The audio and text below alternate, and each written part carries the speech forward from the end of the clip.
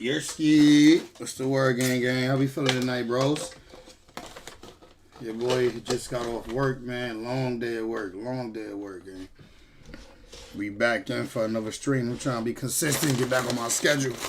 I just hit the little, I just hit the bomb, man.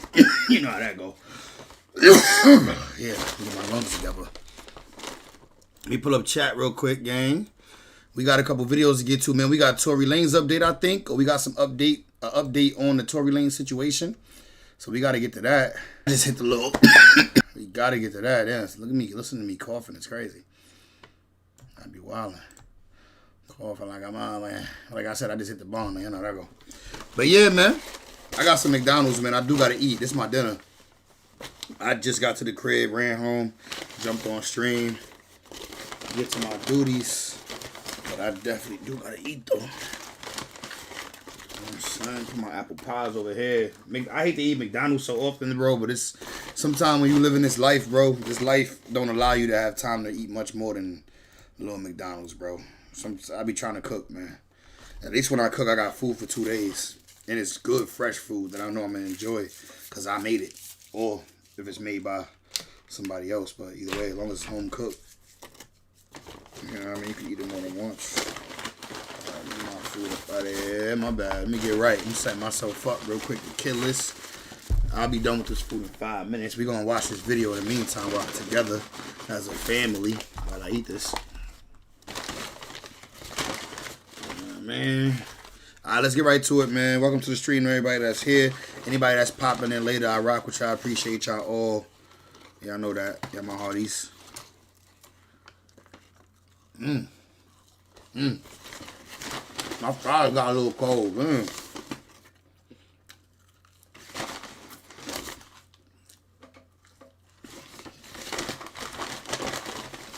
I don't waste no fries. I don't leave them at the bottom. They getting ate. Let's go, man. Shout out to my guy, Mediocre Tutorials and Reviews, man. MTR, let's go, man. Megan Thee Stallion freaks out after Congresswoman drops new security footage. The internet that saw Megan Thee Stallion's side is saying, listen, all of the information that Rep Luna is coming out with has already been stated in front of the court of law. But this hasn't. His written sworn testimony hasn't. Someone that overheard something but was scared to come forward for fear of his own life and perhaps the family that he protects over, and as well as losing his job. Kelsey fired the gun, not Tory. All right, guys, the Tory Lanez Free Tory is Megan Thee Stallion case is absolutely heating up, and I told you guys a couple of days ago, after Representative Congresswoman and Luna said that there was additional evidence after pressuring Gavin Newsom, the governor of the state of California, to pardon Tory Lanez. She said that there was evidence never before seen, never before released, that should have been entered. She has recently dropped some receipts on her Twitter account, so we're going to go through right now and review. Mind you, I'm going to try to be as objective as what I possibly can. You guys already know the way that I feel about this particular case, but we're going to go through and dissect, all right? Breaking, she writes, this is a new sworn affidavit that has emerged from Kelsey Harris' former bodyguard, and it shatters the original narrative used to convict Tory Lanez. According to the testimony, Kelsey fired the gun, not Tory. In the affidavit, the bodyguard says Kelsey Harris confessed to firing 3 shots into the air during the altercation. Tory then tried to de-escalate the situation by pushing her hand down, causing 2 more shots to accidentally fire. Now we're going to go over the affidavit right now, as well as the home footage, the security cam footage, here in a quick second. Now here is the actual affidavit. This appeal was filed by the attorneys of Tory Lanez.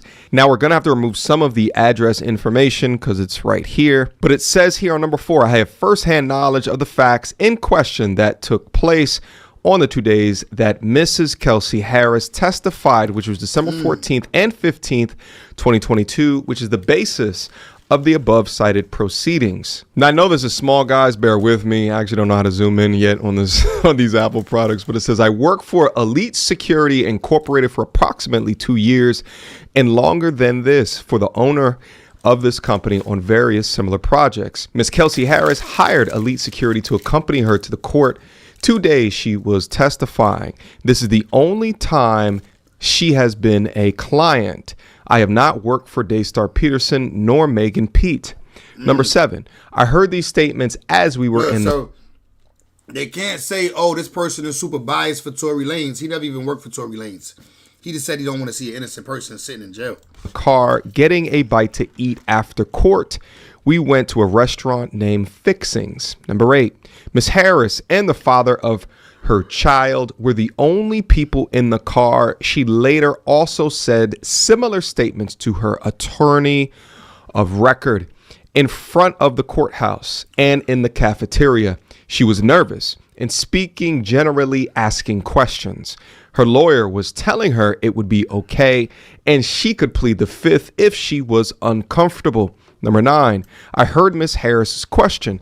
How can I not tell on myself, she said, and how am I protected if I tell certain things? This gives you a lot more info. How can I not tell on myself? Yeah, it sound like she confessing right there. Information into why she was seeking immunity. The father of the child explained immunity to her. It writes, Number 10, at Fixings, Miss Harris stated that she shot the gun 3 times in the air and Daystar Peterson ran up to her and grabbed her arm, pushing it down, causing the gun to fire twice more. 11, I have not said these statements until now, as I have heard rumors of the threats that others had received from being involved in this case. Also, I did not want to lose my employment as I rely on such to care for my children. I was trying not to eavesdrop, but I cannot help but overhear these statements. Number 12, generally, Elite Security. Nah, thank you. We glad you heard those statements. Eavesdrop as much as you need to. Security does follow confidentiality, yet we do not have such an agreement on file, and I decided to come forward as this has been weighing on my conscience, and I have decided the right thing to do is to come forward with this information. This is a sworn affidavit, and it says, the bottom, respectfully submitted on the 28th day of August 2024. Why are we just finding out about this right now? With Brady James's name signed. Now, the side of the internet that's on Megan Thee Stallion's side is saying, listen, all of the information that Rep Luna is coming out with has already been stated in front of the court of law, but this hasn't. His written sworn testimony hasn't. Right. Someone that overheard something but was scared to come forward for fear of his own life and perhaps the family that he protects over, and as well as losing his job. Congresswoman Luna then goes on to write, this claim matches the Ring camera audio from the night of the incident. We're going to go over that. 3 shots, a pause, 2 more shots. There is no dance be heard. There is no admission Facts. from Tory. Yo, I just peeped that. We gonna get the video, and if the video we don't hear no dance, bitch dance, we know she was lying about everything. Only the sound of a chaotic moment. Now that aligns with this new sworn statement. So let's review this video right here. 3 shots. Then this 2. Let's listen one more time. Make that night.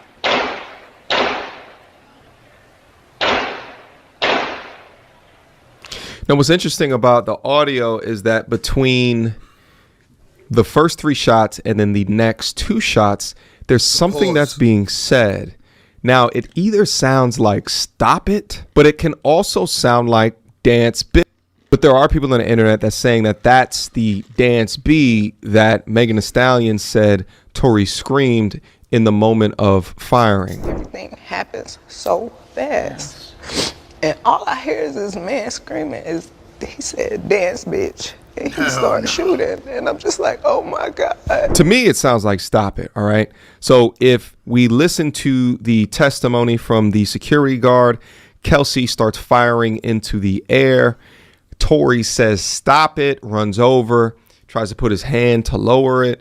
And then 2 more shots ring off. She follows up. The original DNA report from the firearm, it showed Tory Lanez was excluded as a match for the magazine and inconclusive on the gun. Now, if he did fire 5 shots, one of these would have, at least one of these would have come up as a match.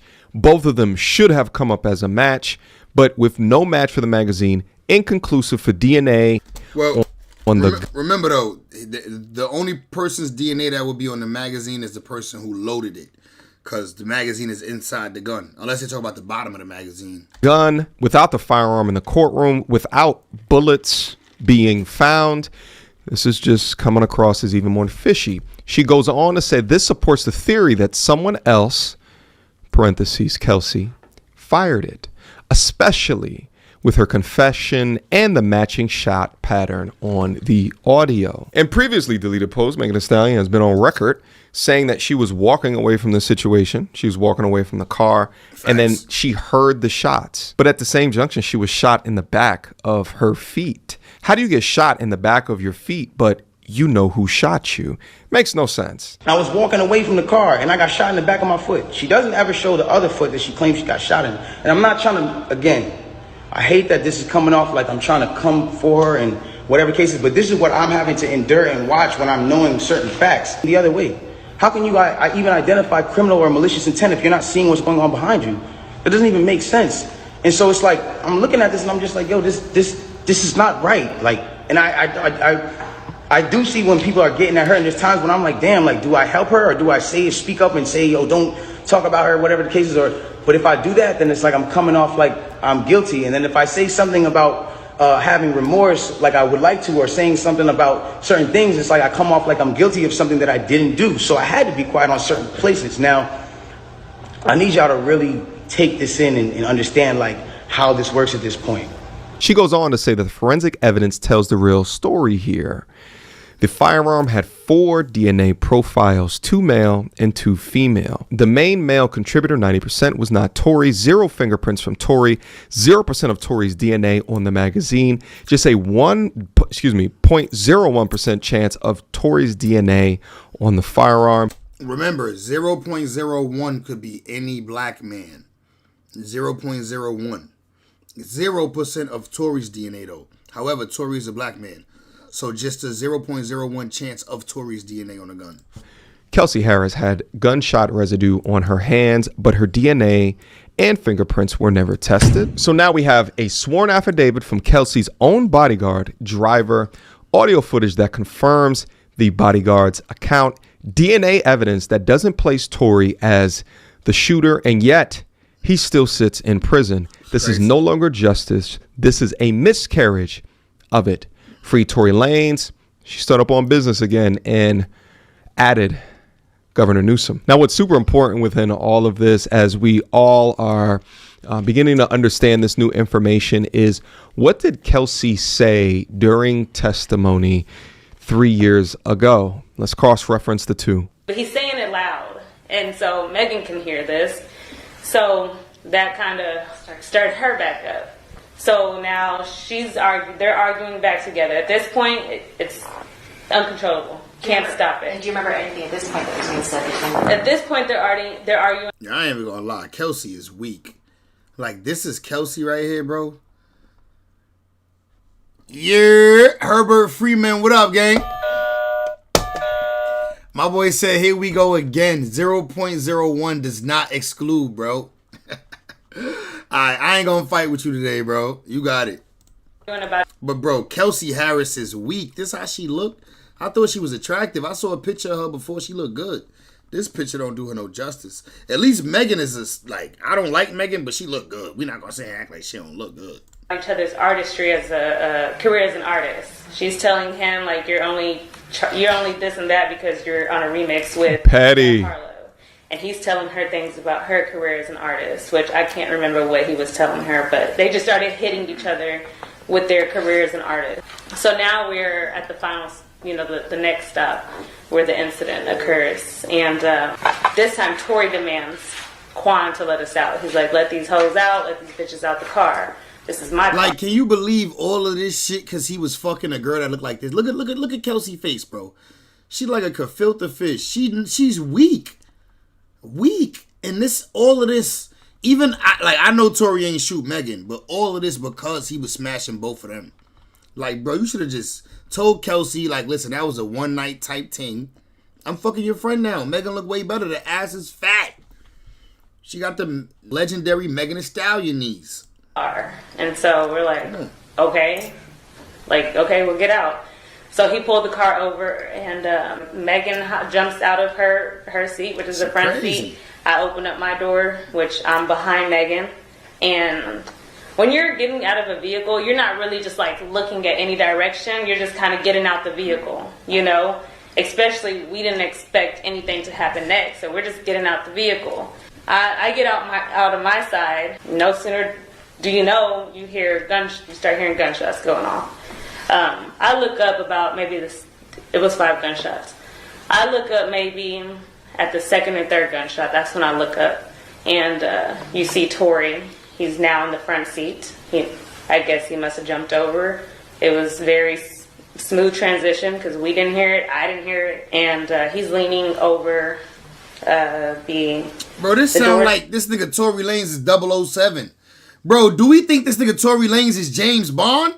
Like, bro, the whole joke is the nigga Tory Lanez is 4.5 feet tall. How can he even jump on a car like that? Like, nigga, how is he his like leverage, his little off-vert jump ain't gonna get him that high, nigga. Nigga's a midget. Come on, bro. Shout out my nigga Tory. We love you, but we know you short as hell, bro. My nigga Tory, is no way he could do this. Listen to this shit. He ain't James Bond.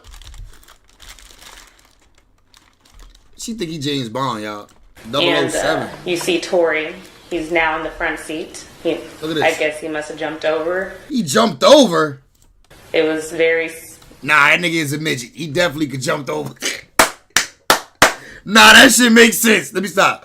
I don't believe her story, but that definitely makes sense. The littlest nigga in the car could definitely jump from the back seat to the front seat easily.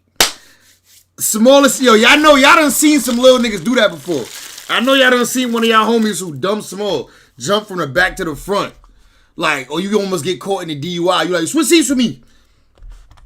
You ever did that? You almost get caught in the DUI, switch seats? Smooth transition because we didn't hear it, I didn't hear it, and he's leaning. We don't condone drinking and driving though. We do not condone drinking and driving at all. Over, the door is open, and he's leaning over like the door window. My boy Herbert Freeman said, listen to what she says. They asked her, what do you think he was apologizing for? She said everything, the whole incident. Of course she's going to say that. Which door? Is it the rear right door? The front right. But look, the whole incident could be because he let the cat out the bag that he's smashing both of them. Now they all fighting, which led to the gunshots. So where Megan was sitting. Okay, so his door's open. My door's open in the back, and the front door is open to where Megan got out. The front right passenger. Both doors on the passenger side. So he said, get these bees out the car, and then just started to fire on Megan? Allegedly, are right? open, correct. So. And is he shooting through the window or over the top of the door? No, he's shooting over the top of the door. So over the top of the door would be the rear passenger door? The right front Okay. passenger. So, again, as I said, he must have jumped, or I don't know how he did it, and he was leaning over the front passenger door. Where were you standing at this point? At this point, I'm standing kind of like my body's still like to the side behind the door, the rear passenger door. So I would say like my left side was the rear. This nigga Tory must be John Wick, gang. Tory must be John Wick. Nigga 007, John Wick had a baby type shit. If they had a son. Wait, pause. That's gay. I mean, if 007 and Wonder Woman. You're 88. 88, what's the word, my geyser? How you feeling tonight, gang? He said, no, bro, the whole incident means everything. But, bro, this Kelsey. Kelsey's supposed... Remember, Kelsey not going to say she shot her best friend. Remember, how does a headline look for Megan Thee Stallion? Megan Thee Stallion gets shot by her best friend for sleeping with Tory Lanez while her best friend was smashing. You feel me?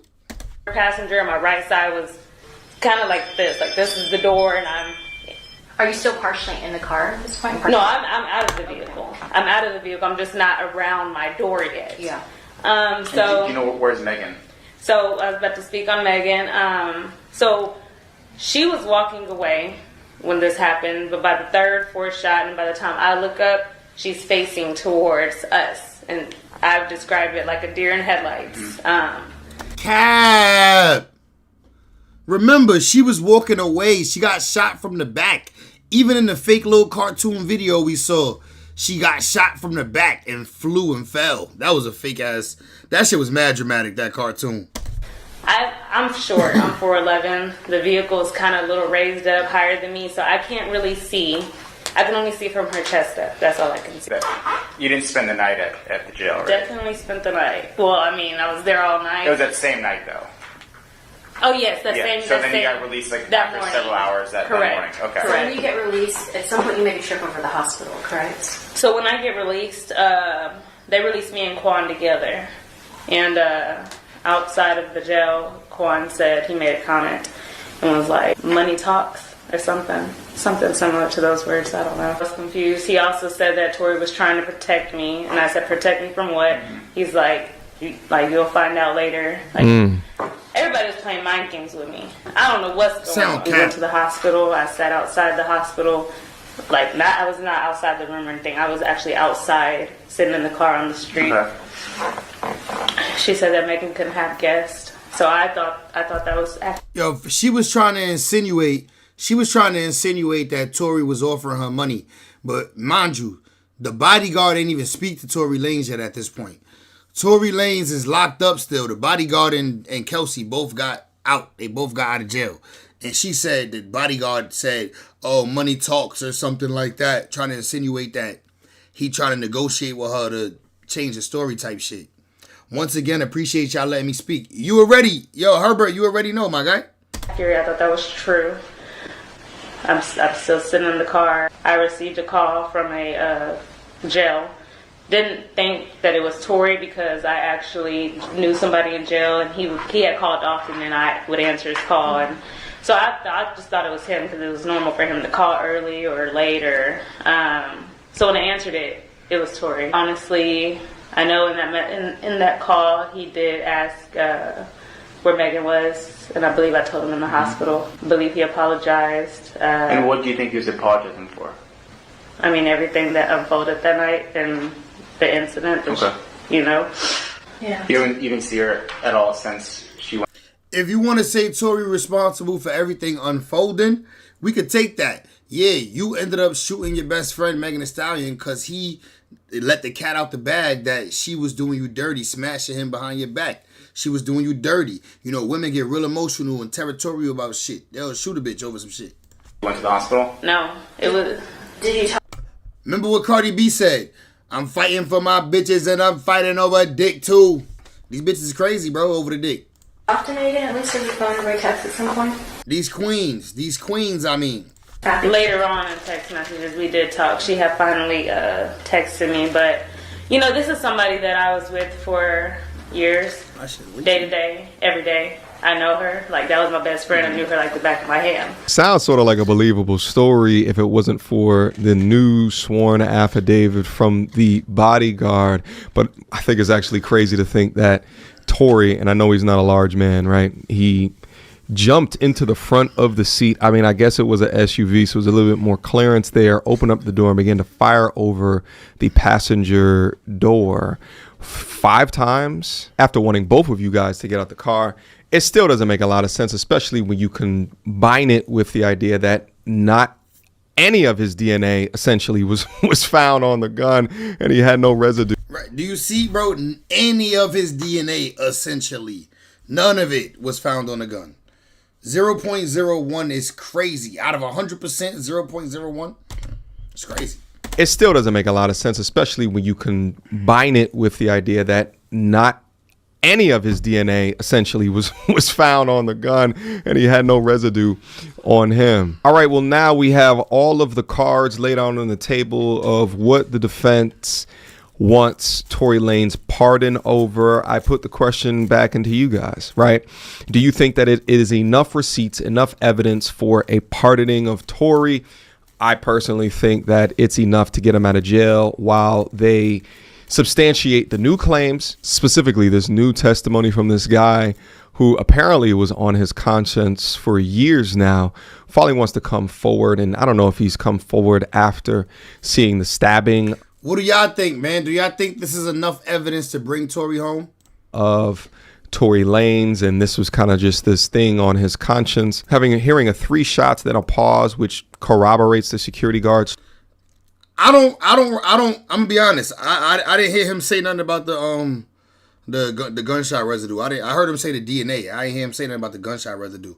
But why we not talking about the fact that Kelsey had gun residue and all that too? Story. I want to know what you guys think down in the comment box down below, and as usual, I will continue to follow up on stories like this so we can get 88 said no, not enough to get it for a pardon. Damn, you don't think so? You don't think it's enough to get him out? active. All right, if the glove don't fit, you must have quit. Free Tory. That's a fact though. If the glove don't fit, you gotta quit, man. Free my nigga Tory, man. Free my nigga Tory, man.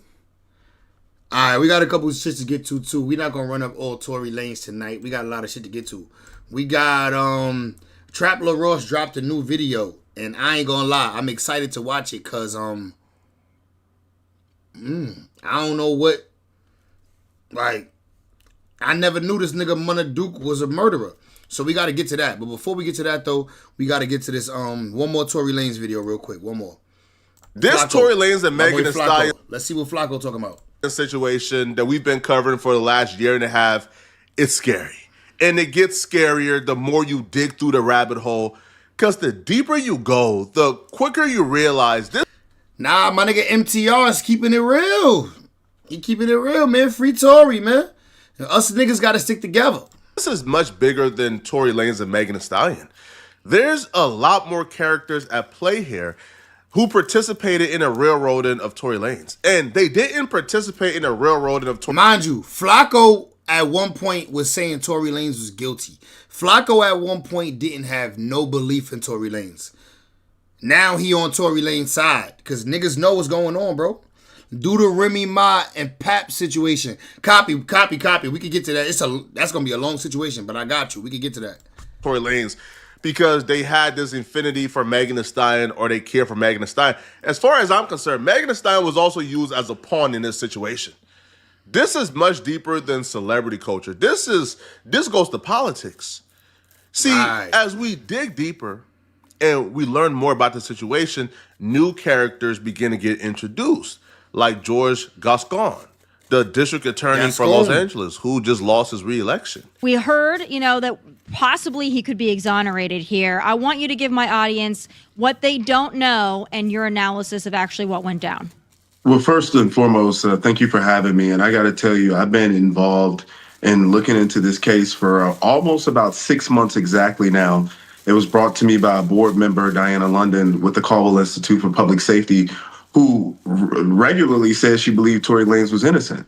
And as I looked through the case and I noticed a number of irregularities in the case, I began to come to that same conclusion that this was an innocent person. Let me take you back to the very beginning. First and foremost, we got a George Soros-funded prosecutor named George Gascon who was prosecuting this case. He was, at the time, coming off of his second recall attempt. He was in severe trouble as he had lost support in numerous demographics, key demographics to his electoral success, including black women. And he needed to do whatever he could to possibly win this election. I believe if Jesus Christ was Tory Lanez's attorney, Tory Lanez would have still lost his case no matter what. When Gascon first got elected, a lot of his progressive policies sounded great in theory, and it sounded like something that the people of LA wanted, like zero bail policy for like 95% of crimes until people realized that their perpetrators were being released, or, like minors not being charged in adult courts until people realized that people were committing murders intentionally and sending 16 and 15-year-olds to commit these murders intentionally, knowing that those 16-year-olds will be released by 25. So people were killing people's brothers and fathers and sisters and being released in 9 years. And they felt like this was severely unfair.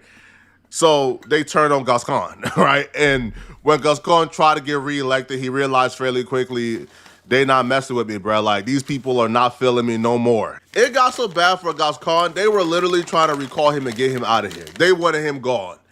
And he was public enemy number one for a lot of conservatives, and they would use him as the greatest examples of the failures of progressive policies in these urban cities.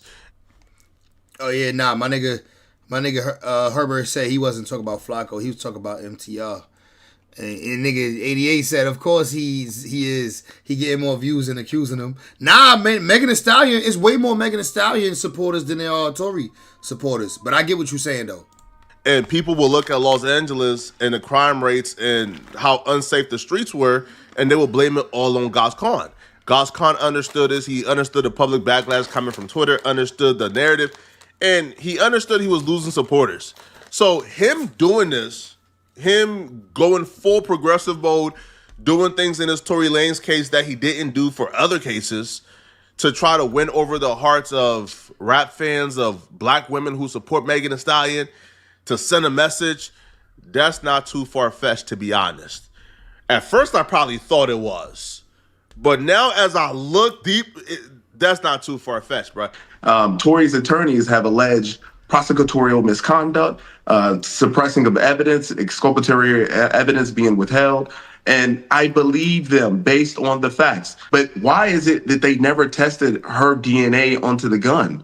You knew that she had gunpowder on her hand. They found that out. Why didn't they test that? Why is it that they added this enhancement to his case? Now, enhancements are used for violent gang members, people with a history of brutal crime.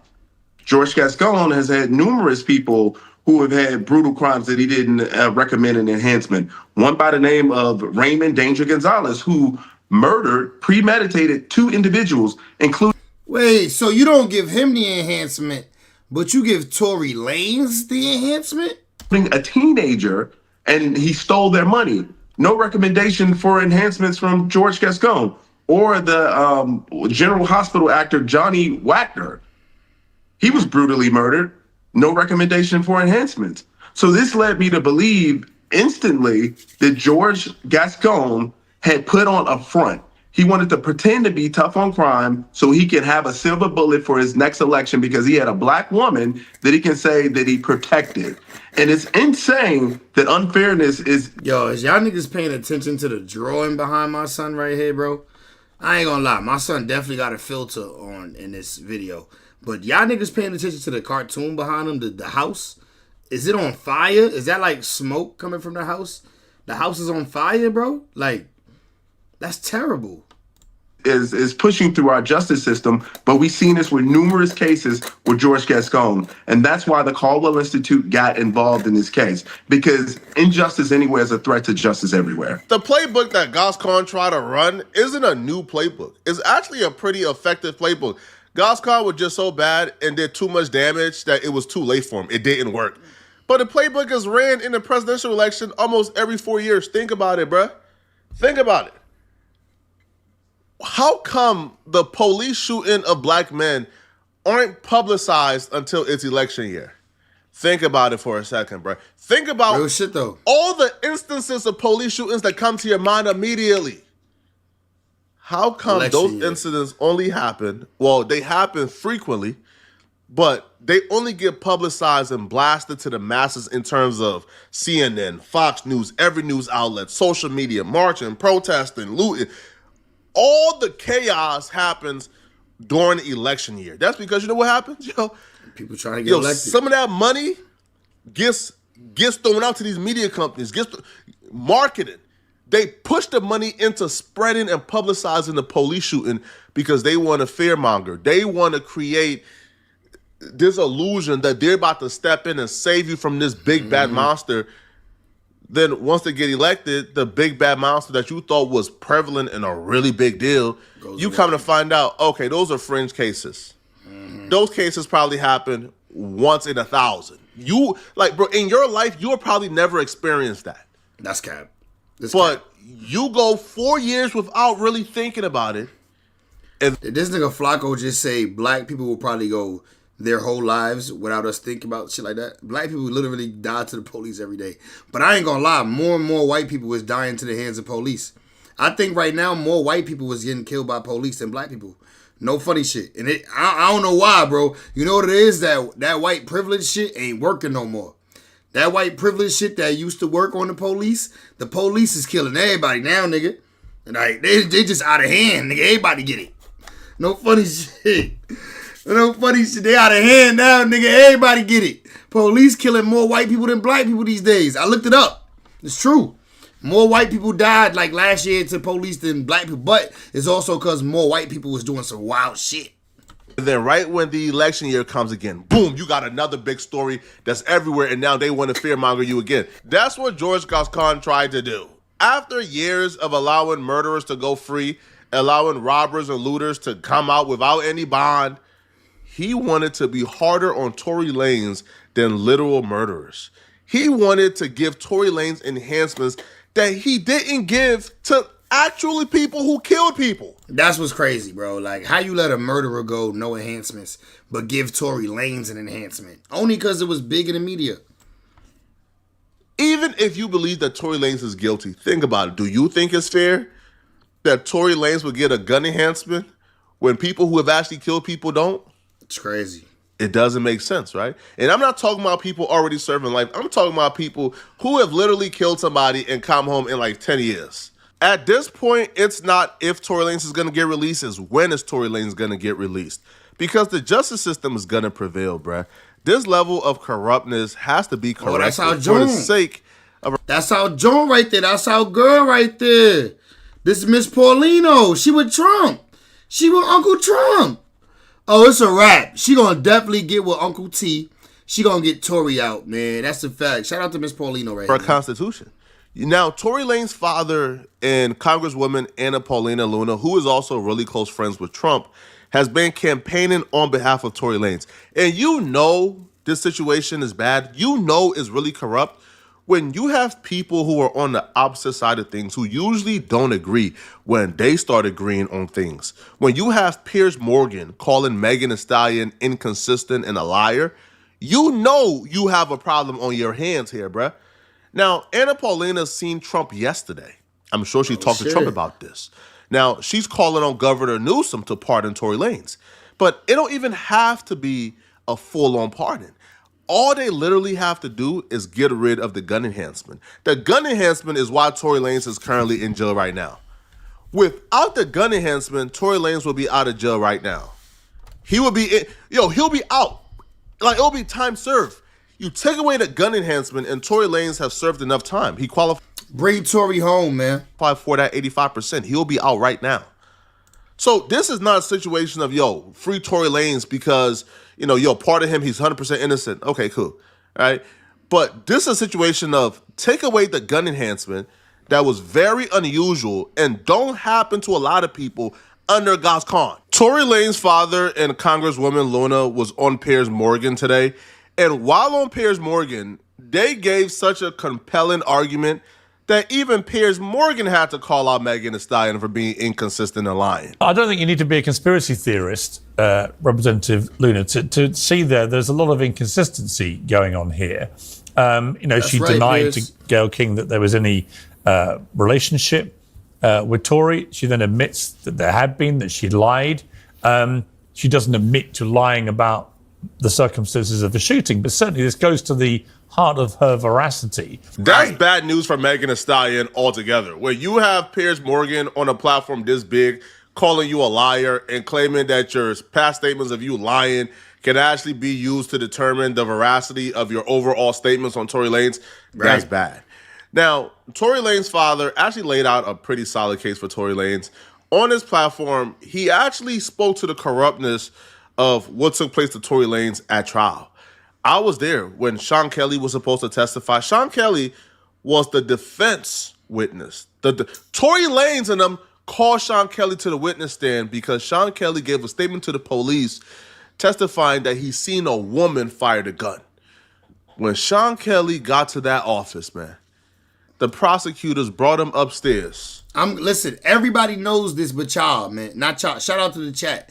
Not the chat. The people who be hating. Everybody know this but the people who be hating, bro. They literally they literally made him change his whole story. And by the time Sean Kelly came back downstairs to testify, his story has completely changed.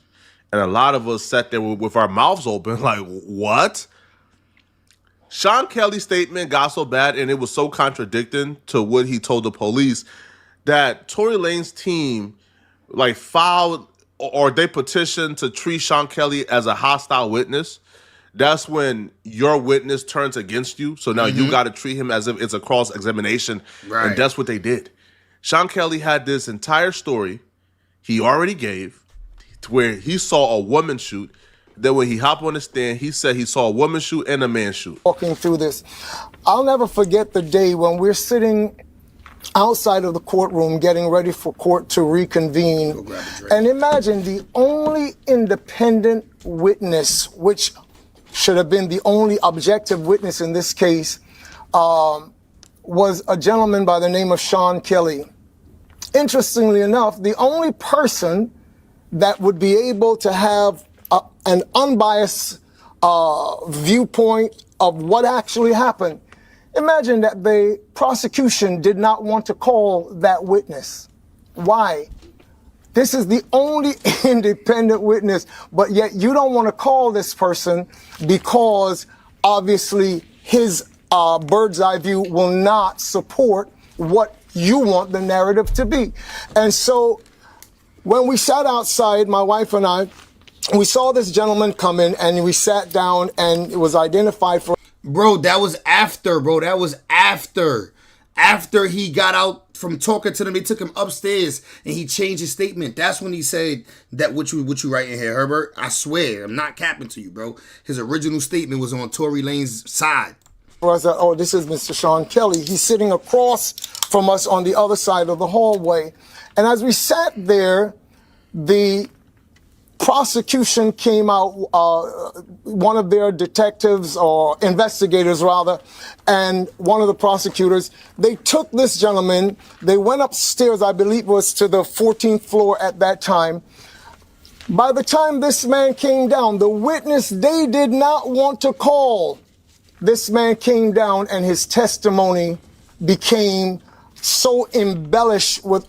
Cap. He started capping, bro. He literally came down with a whole new story, bro. Other nonsense that people who saw it just looked at it and said, this is crazy. I was there, and I can speak for the temperature in the room. People were shocked and stunned. It became a battle. It became very hostile very quickly. The defense called a witness, and the witness turned against them after a meeting with the prosecutors minutes before he was called. Crazy. I'm saying that's crazy, that's foul. And regardless of if you think Tory Lanez is guilty or not, you should look at that and say, that's crazy, bruh. How is this allowed? How? How? Now, Tory Lanez's father also laid out a case in terms of the DNA, in terms of, the gun fragments that weren't found. And he spelled this out pretty perfectly.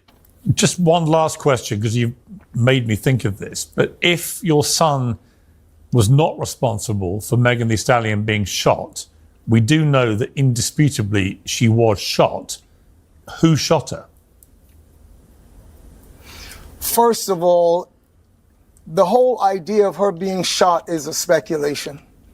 That's a speculation. It's to this point has not been proven that she was even shot. That in all of this, how can you have a situation where in pretrial, the police, LA... Bro, even if he did touch it to get it out of Kelsey's hand, maybe he didn't touch it, maybe he touched Kelsey's hand. Maybe he, I don't know, bro. PD says that the bullet fragments they had collected from the hospital just mysteriously vanishes. It goes missing I would think that evidence is something that is protected in any police department, but they just mysteriously go missing. So there's no bullet fragments to be presented at trial. You have a situation where a gun is shot, and the gun, which is supposed to be your main piece of evidence, does not even show up at court, but some picture of a weapon that resembles or is the type of. This is crazy, bro. Just things like that, little things like this. It's injustice, bro. Y'all can't even bring the actual gun to court so we could look up the serial number, figure out where it came from, what state it was registered in. Like, come on, bro. This is bullshit, bro. They don't want y'all to get information to see that they railroaded and framed this man, bro. He's an innocent man. It's like, yo, Herbert Freeman in the chat. It's like, bro, it's like you just one-sided, bro. Like, you want the nigga Tory to be guilty. Like, bro, he touched a weapon, no doubt about it. Bro, and if he did touch the weapon barely to knock it out of Kelsey's hand, then what? What does that do for you? Like, how does that help your point? Like, if he did barely touch it to knock it out of Kelsey's hand, how does that, nigga, he's still innocent. He still protected black women, bro. What are we talking about? And it came back 0.01, which means any black man could have touched it. Weapon, they say, that was used. The weapon does not show up at court. There is absolutely no, we hear. Why are they hiding this weapon? Why can we not do a serial trace on the weapon? Why? If it was clearly Tory gun and you could trace it back to him somehow, they would do that. But clearly the gun is registered to somebody in a state that is probably Texas. Where's Megan Thee Stallion from? Where's Kelsey Harris from? Texas. The gun is probably registered in Texas. That's why they don't want to present the gun in court. That's why they won't present the actual gun. That's why they showing a picture of a gun and saying it was this type of gun. Because they don't want the serial number to get traced. Use your brain, my boy. Use it. At this point of 0.1% of his DNA on the gun, do you know what that actually means when you investigate it? That we hear this point of 0.1% of his DNA. Yeah. Charmaine. Welcome to the chat, girlie. Charmaine said the real questions nobody has answered. Whose gun is it? Exactly. Where did it come from? If it's registered in Texas, they not even going to present it in court. Rock Nation got the power, nigga. Y'all niggas sleep. On the gun. Do you know what that actually means when you investigate it? That over 1.5 billion black people on the planet could have been their DNA. This is crazy. I don't think anybody can look at this case regardless of how they feel. Even if they feel like in their heart, man, Tory Lanez, you did it. You can't, with a clear mind that's not biased, look at this and say, no gun was presented, no bullet fragments was presented, testimony. Bro, how no gun, no bullet fragments presented? And this is a shooting case, bro. No gun presented in court, no bullets presented in court. And this is a shooting case. Think about that, dog. If that shit ain't fishy to you, my nigga, then like, bro, I'm gonna have to call you slow. Like, if it ain't fishy to you, you a little slow, bro. It is what it is, bro. You a headline reader. You don't care about the facts. Just say that. Nothing nobody says to you could change your mind from what you already hypnotized to think. It is what it is. This changed a lot. The witness claimed that he seen a woman shoot. Then he claimed he seen Tory shoot after the prosecutors coached him. The witness, who was actually in the car, Kelsey, took the stand and testified that she didn't see Tory Lanez shooter. Bro, why would she even have immunity? Like, use your brain, bro. Why would the best friend have immunity? Why? Why would she need immunity? Why would the best friend need immunity? Like, why would the best friend need immunity? Why is the best friend and Kelsey not cool no more after that night? They was best friends, now they don't talk.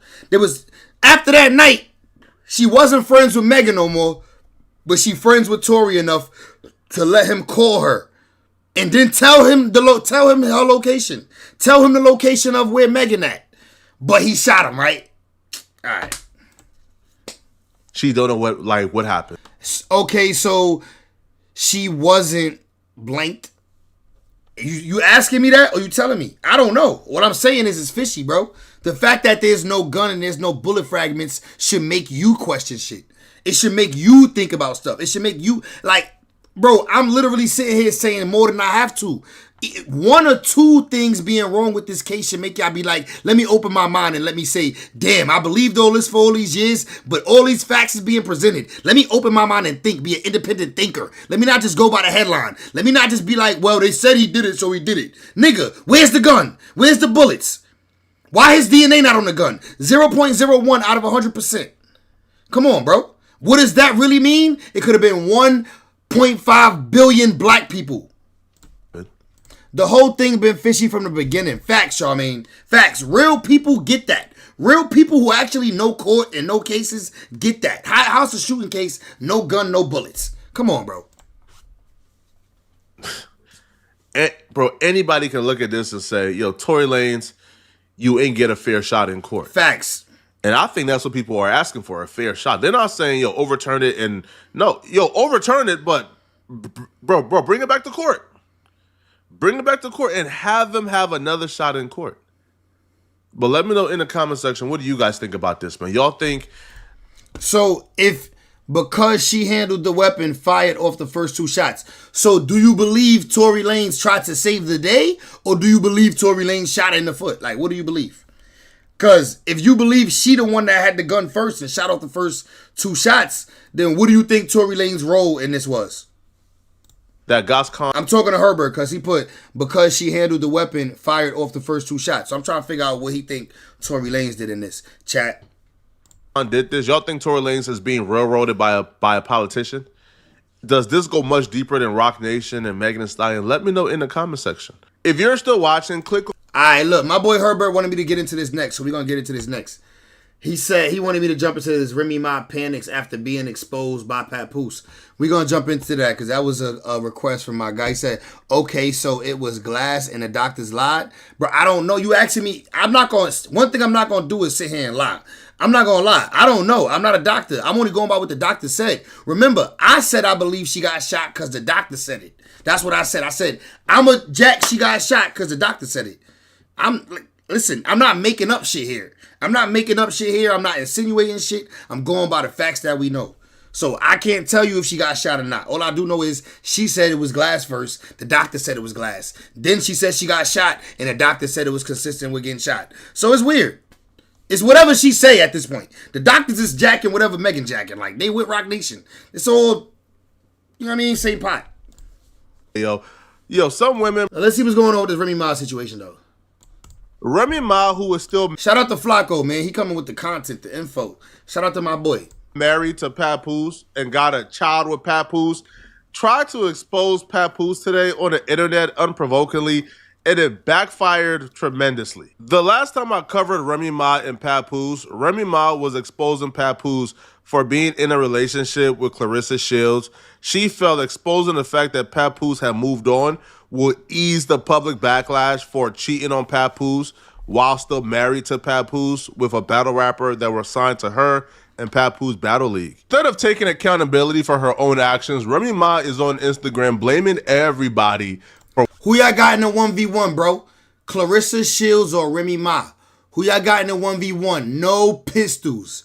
No Glocky included, bro. Straight hands. Who y'all got in the 1v1? Claressa Shields or Remy Ma? I got Claressa Shields, and I'm a Remy Ma fan. But I got Claressa Shields. She be knocking shit out. Bro, you can't just say there's no weapon and no fragments. That's like saying she wasn't blank. Bro, am I lying? Am I lying when I say there's no weapon and there's no shells? I'm not lying. Literally, when they went to court, they didn't present no weapon and they didn't present no bullet fragments. I'm just saying the facts. That's not me saying she didn't get hit. I'm just saying the facts, bro. If the facts make you think she didn't get hit, if the shoe fits, wear it. For why the public hate her. So she now puts the blame on Claressa Shields, Papoose' new girlfriend. She puts this lady, Claressa Shields, and that sorry publicity team been putting out fake stories on me every day to make me look bad and him look like God's gift for... You never heard me say she wasn't hit, though. The reason why I'm not going to say she wasn't shot, because I wasn't there. Clearly, shots went off. We just heard shots in the ring cam.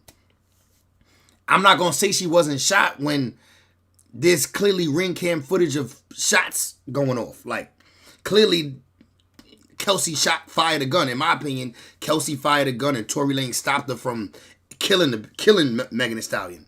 So, yeah, in my opinion, she got shot. But was there a gun presented in court? No. Was there can they find the bullet fragments? No. That's facts. Those are facts.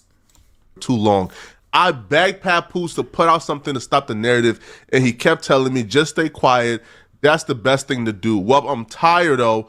And he said he would never F you cuz you ugly. But don't worry, I saw everything. Now the world gonna see it since you so tough, boo. She posted messages between... Bro, Remy Ma is embarrassing. Between Papoose and Claressa Shields showing they were in a relationship. But all that did was make the world love Papoose even more. Congratulated Papoose for moving on and overcoming the heartbreak. Since his wife was out here like wearing matching suits with another man that was apparently his subordinate. And even that backfired on Remy Ma because we found out that Papoose knocked out her new boyfriend. Bro, you're saying that. Yo, let me read the comments, bro. Herbert said, there's no weapon, there's no fragments, there's no crime, right? That's what you said. In my opinion, there being no weapon and there being no fragments is because they want to protect the person that actually touched the gun, the person that actually bought the gun to the car, the person who actually possessed the gun. The reason why the gun was even there.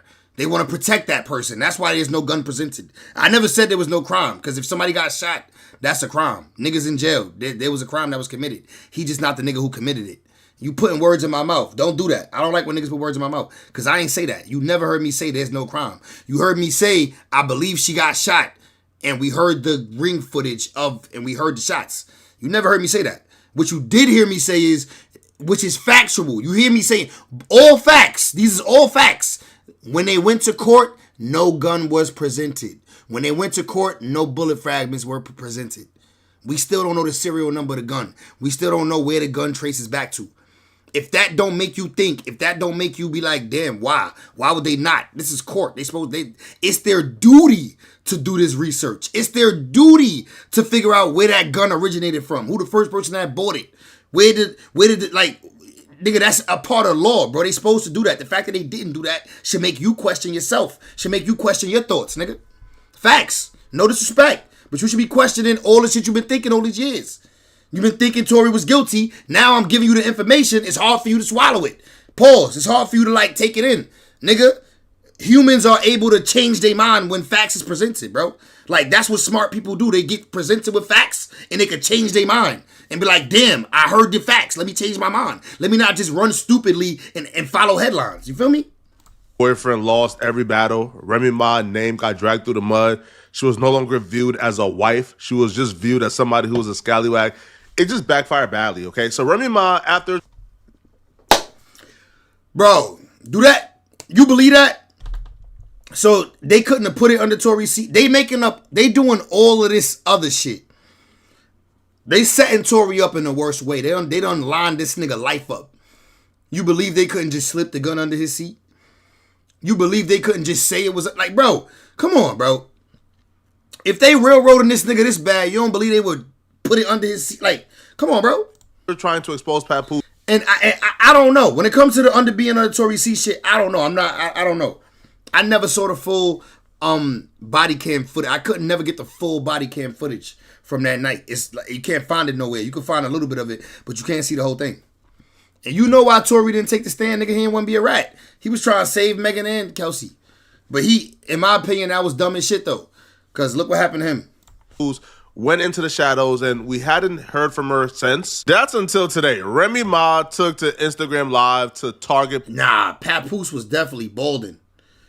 For sure, for sure. That's why my son be wearing them fitteds every day, all day. That's why my son Papoose got a shape up with a fitted on. It definitely was losing right here. Papoose and to expose him. Remy Ma look mad pretty right here, right? Remy Ma look mad pretty right here. I ain't even gonna lie. Now, her excuse for doing this out the blue was apparently because Papoose significant other, Claressa Shields, was on the Breakfast Club. And yo, Herbert, this your topic, gang. Herbert, this your topic. You the one told me react to this, and you still on Tory. Remy Ma was brought up, and Claressa Shields answered the question. To me, this kind of sounds like an excuse. She's been wanting to expose Papoose. She's been wanting to sort of get her lick back because she always felt like the public gave her more backlash than she deserves. She feels like Papoose didn't really do a very good job at defending her, but that's not Papoose' job. That's the boyfriend that you're currently with. It's his job to defend you, not Papoose. So her using what Claressa Shields said on the Breakfast Club to go at Papoose, to me, is just an excuse. She's been wanting to do this. But here's what Claressa Shields said on the Breakfast Club about Remy Ma and Papoose relationship. You said there's some things he needs to handle? What do you mean by that? Say it again. You said earlier there's some... Nah, bro. Why they got Claressa Shields looking like this, bro? They got her looking like she got no titties at all. Like just straight man chest. Like pecs. She got pecs instead of titties. Nah, this is horrible, bro. This is horrible, bro. Bro, why they got this nigga? Bro, they got her looking like a nigga in the body. Bro, she should have never wore this top, bro. I ain't even gonna lie. I be trying to vouch for her, bro. I be trying to vouch for her because she the people's champ right now, and I love that for her. But this crazy, gang. Look at her chest, y'all. Look at her chest, y'all. Bro, that's crazy, gang. Yo, you sucking on man chest when you want to suck on some nips. That's crazy. Sucking on muscle is out of hand. And she's stronger than this nigga Pap. Look at her bicep. Look at Pap. Even underneath the sweater, she's stronger than Pap. Look at this little bit of bicep they show us. She bigger than Pap. Her shoulders is way more broader than this nigga Pap. Look at this shit. Look at the what's that neck shit they call it? I forget what they call this part of the neck. Only brolic people got this part of the neck. Like regular normal niggas don't got this part of the neck. What's that? Under neck. Nigga, Pap don't got no under neck. She got it though. Some things Pap need to handle? Oh yeah. Nah, she look OD tough, gang. What nigga said, that's what Shaw says. Shields had a strong face. Shaw ain't never lied, bro. Except when she, y'all know what Shaw, y'all know. Yeah, Shaw ain't never lied though, outside of that. Look, said she looks tough. I mean, yeah, it's the elephant in the room. I don't have to say it. I don't know. In his personal life. Oh, yeah, it's the elephant in the room. Like, yeah. But that. Nah, Charmaine lied when she said Kendrick was better than Drake, though. I'm sorry. When she said Kendrick was better than Drake, that's the only lie that girl ever told in her life. But I love her, though. That takes time. And like I said, that's not my place to speak on. You know what I'm saying? Like, it'll get handled. I just know that from my perspective, I'm with him every day. And when I'm not with him, we're on the phone every day. And we're talking and we're FaceTiming and, you know, we love each other. So that's just kind of what it is. Yo, like loving her. It's got to be something amazing about her personality. Because, bro, these titties will make me... I couldn't be with a girl with, like, these titties. This is crazy. This is man chest. I would feel gay. I would feel like I'm LGB. I'm LGBTZ. I'm definitely LG busy if I'm sucking on this chest right here, bro. It is. You know what I'm saying? But, hey, it's a situation, and it is what it is. I'm assuming you mean like you want to wait till the divorce is like a... Bro, he make her mad. She gonna fold this nigga. Official. Does that hold you? Does that keep you from like giving your all? Like a lawn chair. No. No, because we're together all the time. So the all is already given, is what she's saying. Yeah, that's it. We already talk. We talk about so many different things, and I'm 30, so we talk about kids and family and stuff like that. But like, that still has to get taken care of. But like, you know, once again, it's not. It's not for me. You understand what I'm saying? Like, I'm not married. You know, so yeah, that'll get handled, but still at the same time, I've been like, I'm such a secure woman when it like comes to him because he's proven it to me. Like I was when somebody is just truthful with you from the beginning, there is no secrets. It's just, hey, this is what it is. Bro, like her showing her nipple on YouTube shouldn't even be like TOS. Like she should be able to go out shirtless, no cap. Like she should be able to come into the ring with no bra. Like, she shouldn't have to wear no top. Like, dead ass. Like, it shouldn't even be TOS. She could show nipple. Like, bro, it's literally no titties there, gang. Like, she literally is all muscle, bro. And do you accept or do you not accept? That's kind of what it was. And he's been truthful from the beginning. And we fell asleep on the phone for 3-4 months of us first getting together. So for us to fall asleep on a regular night and then to wake up to chaos in the morning was like, oh. That's how we found out, because y'all was on the damn phone. But that had been going on for 3-4 months. That's all she said about the situation. She woke up to Remy Ma causing chaos after Remy Ma found out that Papoose was talking to Claressa Shield on the phone while he was in the home that they own together. So that's all she said. There's not a person with a... So you mean to tell me, Remy, you weren't on the phone talking to Easy, the block captain, in the home that y'all share together? It's cool when they do it. It's a problem when I do it. Fuck them. Like, bro, this shit crazy, bro. You mean to tell me you been fucking Easy, the block captain? You done got this nigga lit off for cheating on me with him. The reason why people know this nigga, the reason why people who don't pay attention to battle rap know Easy, the block captain, is because you let him hit, Remy. Like, Papoose, like, bro, he should be really disgusted with Remy at this point. Like, he should vomit when he see Remy. Like, it should disgust him that he ever loved her. Like, the way she did him. I ain't gonna lie, bro. Niggas fly off the handle for less. IQ over 75. Who would hear what Claressa Shield just said and then look at what Remy Ma did and say, yo, the crash out is warranted? This response don't warrant. Bro, he a younger, unlitter, we never heard of her, fucked up teethier, probably stinkier, beer can chain wearing her, like everything her. He's trash. Like, bro, if Pap is a 10, Easy to block captain of 4, bro. Like, Pap done put years in this game. We know Pap. We fuck with him. He got cultural equity with us. We ain't never heard of an Easy to block captain, nigga. He ain't even the captain on his block, man. Fuck is he talking about? It's a crash out, bruh. But Remy Ma crashed out because the crash out was premeditated. She wanted to do this. She was just waiting for the right time. Apparently now is the right time. She just dropped a song with Mano. She wants to promote it. She wants some promo, I guess. Remy Ma will take to Instagram Live to call out Papoose. Even though Papoose never said nothing about her. Claressa Shield spoke on a situation that they were involved in briefly. But Remy Ma will take to IG Live and say that she's gonna attack Papoose every time Claressa Shields do an interview and they ask her about Remy. I told them, why don't you tell this stuff? Why don't you tell your current come up? Because that's what it is. Tell your current come up. Don't say nothing about. Was Easy the block captain your come up, or were you his come up, dummy? Like, you think it's lit that you're Easy the block captain come up? That's not lit. You somebody's wife. You went from a wife to a come up. I mean, maybe not even say nothing about you until shit is what it is. Nobody shouldn't have any ill will towards me because I ain't do nothing to nobody. Nobody in the whole situation should have any ill will towards me. Nobody. I mean, you're just mad. You're punching the air. My air. I've never breathed so freely in my life. Okay, I couldn't take it anymore. I said, hey, this ain't what it is. We can't keep doing this. We talking about people being truthful. Truthful? The truth, you will probably literally, like, people will cry if they knew the truth. Like, literally. Bro, physically, like, the way she look, I'd rather have Rem.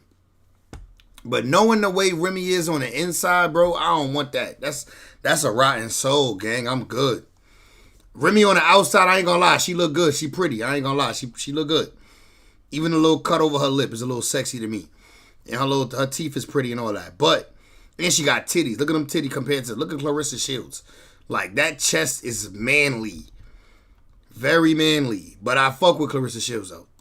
Cry. Like cry.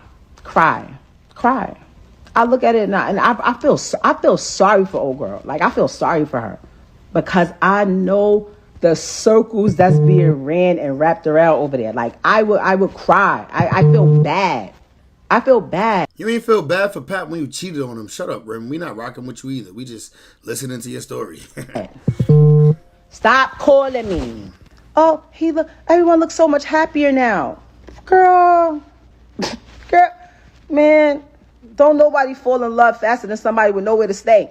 I've never seen anybody more obsessed with trying to... Why is she going crazy on Pap like that? Don't nobody fall in love faster than somebody with nowhere to stay. Shut up. You just said y'all own that crib together. He has somewhere to stay. Might be miserable when he stay there with your ass, but he got somewhere to stay. Be the victim than Remy Ma. She caused this upon herself. She thinks that people are paying blogs, paying the media, paying a PR team to slander her. No, people don't like you because they seen how you moved. You were a wife. You were married, and you was popping out in matching suits, getting caught on dates with the subordinate. And the subordinate, the chatty patty who you chose to cheat on your husband with, he was caught on wiretaps. He was caught on recorded lines talking about how he... Nigga said wiretaps. The police ain't record him, nigga. His homie did. Just using you for a come up. You caused that upon yourself. You made yourself look goofy. And when you try to expose Papoose for being with Claressa Shields, hoping people would turn on him because he moved on too, it worked in the opposite. Now they're couple goals. Now people love them. Now they're the new darlings of the blog. And you get to sit back and watch his relationship prosper and thrive while people look at your relationship as if you guys are goofy. Now you're upset. And you can't play that broke game with your husband, bro. Y'all was in a household together. The money that was coming in is the household money. He played his part in the household. If he had to sit at home and watch the kid, he watched the kid for you, right? Cool. He wrote your raps for you, right? Cool. That's his... Right, let's talk about that. His money, too. You can't play that broke game while married, bruh. Right? That's his money, too. So if he broke, then you broke. But that's the first thing she go to. He broke. Right. She don't go to, he was a bad father. Nah, she just try to play him like that. She know what hits on the shade room. She know what's going to hit the shade room and make him be like, what? Damn, I don't want Pap no more. He broke. Like, bitches go from, oh my God, he's such a great father, such a loving husband. Remy type up one sentence, Papoose broke. All the bitches turn like, what? He broke? Fuck out of here. I could tell that nigga was broke. He was too nice. I knew he was broke. Like, bitches' opinions change real quick, bro. Shade room is crazy. He was a bad husband. He was unloyal. No, she goes to, he broke. And that's how you know she lost. I literally told him, every time your current come up says my name or does something that I feel is trying to attack me. I think she was bringing in the bigger bag. She might have been, but don't get it fucked up. Papoose got some income. Papoose is like an executive at a record label or some shit for like the last couple years. So Papoose got some bread coming in. Maybe Remy got more coming. Who knows? But remember, a lot of their bread that was coming in together because of them shows. Remember, they was getting show money and shit together. All them family shows they had, they was making that money together. So Remy, a lot of your money was coming from the same place Pat money was coming from. Because when did she drop the last hit? I'm all the way up. That was a minute ago. And it's just a single. And she signed. So you get an advance. It's not like she getting rich off her singles type shit. Me in any type of way, I'ma drag you. And I haven't even been dragging them. Bad enough, you got my daughter's mom out here looking crazy because you refuse to tell people, hey, me and Rem haven't even slept in the same bed since May 2022. You don't want to tell nobody that. I'm trying to understand, what's the holdup? What's the holdup? Who's holding what up? I had my lawyer call, like, yo, we sent them the email, right? Yes.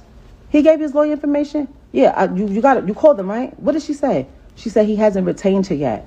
How am I refusing to sign something? You don't even got a lawyer and retainer. Oh, I just called my lawyer. I got a meeting with her on Saturday. Let people say that, infidelity ain't have nothing to do with our breakup. You know that. Nah, he said, bro, anytime you in a relationship, you better make sure you the bigger boss. I feel you on that. Because these days, bro, women expect you to be Superman. Like, women expect you to pull 10 bands out your ass to spend on her for her birthday. Like, women expect some crazy shit, but don't. For me, I ain't gonna lie. The woman for me is not the woman that expect me to make money appear out of thin air. Like, the woman for me is not that woman. I ain't gonna lie. I've never ever been with somebody that was just holding me down, not doing that. I was paying rent. Either the bedroom or the bag. Well, the bedroom, I got that. I ain't got the bag though, but we'll get it one day. Work hard, stay humble. From jail. Now he's a wife. Let it go. No. You're 88. I'm starting to agree, bro. Just marry up. Marry a rich chick. Marry a chick who ain't worried about your bread. Marry a chick who just want a husband that's gonna treat her right, and she ain't worried about his money. No. Stop. I don't know what people have. Y'all don't know what people have. My ex might be the least income making person that I've ever been with. Ever. Bro, now she trying to violate. First of all, Papoose is a celebrity. You never even dated a celebrity until you dated Papoose. Stop it, Remy. That you definitely dated some broke ass niggas in the hood who was selling nicks and dimes back in your day. Nicks and dimes for the big homie on the block, taking 30 off 100 pack. Stop it. Remy lying, bro. Remy act like she's some high class ass bitch. Like, bro, Remy, you from Forest Projects. Like, you from the hood. Like, stop this shit, bro. My ex-husband might be the brokest nigga I ever dealt with. No, Easy the block captain is broker than Papoose. Stop it. Easy the block captain is broker than Papoose. You're never gonna make us think otherwise. You hired him. You hired him to your rap league. Stop it. And you from Forest Projects. You done dated niggas who selling $100 weed packs every week. The nigga only making $30, $40 off a 150 pack. He got to get a big homie majority of the money. Stop it. You from Forest Projects. I'm from Patterson Projects. I know how you give it up because I give it up like that. Stop it. Stop. I don't know what people have. Y'all don't know what people have. My ex might be the least. Bro, she's from the hood. Why is she lying? She said my ex might be the least money getting nigga. She just on here lying, bro. She just on here lying. She just on here lying, bro. This shit crazy, bro. She done dated niggas who literally selling nicks and dimes in the hood. She done dated niggas who only selling. Bro, come on, bro. Y'all know what I'm talking about. If you from the hood, then you know. She lying. Income making person that I've ever been with. Ever. Everybody included. Whenever y'all ready. Papoose was minding his business. Papoose didn't say nothing about Remy. Claressa Shield did.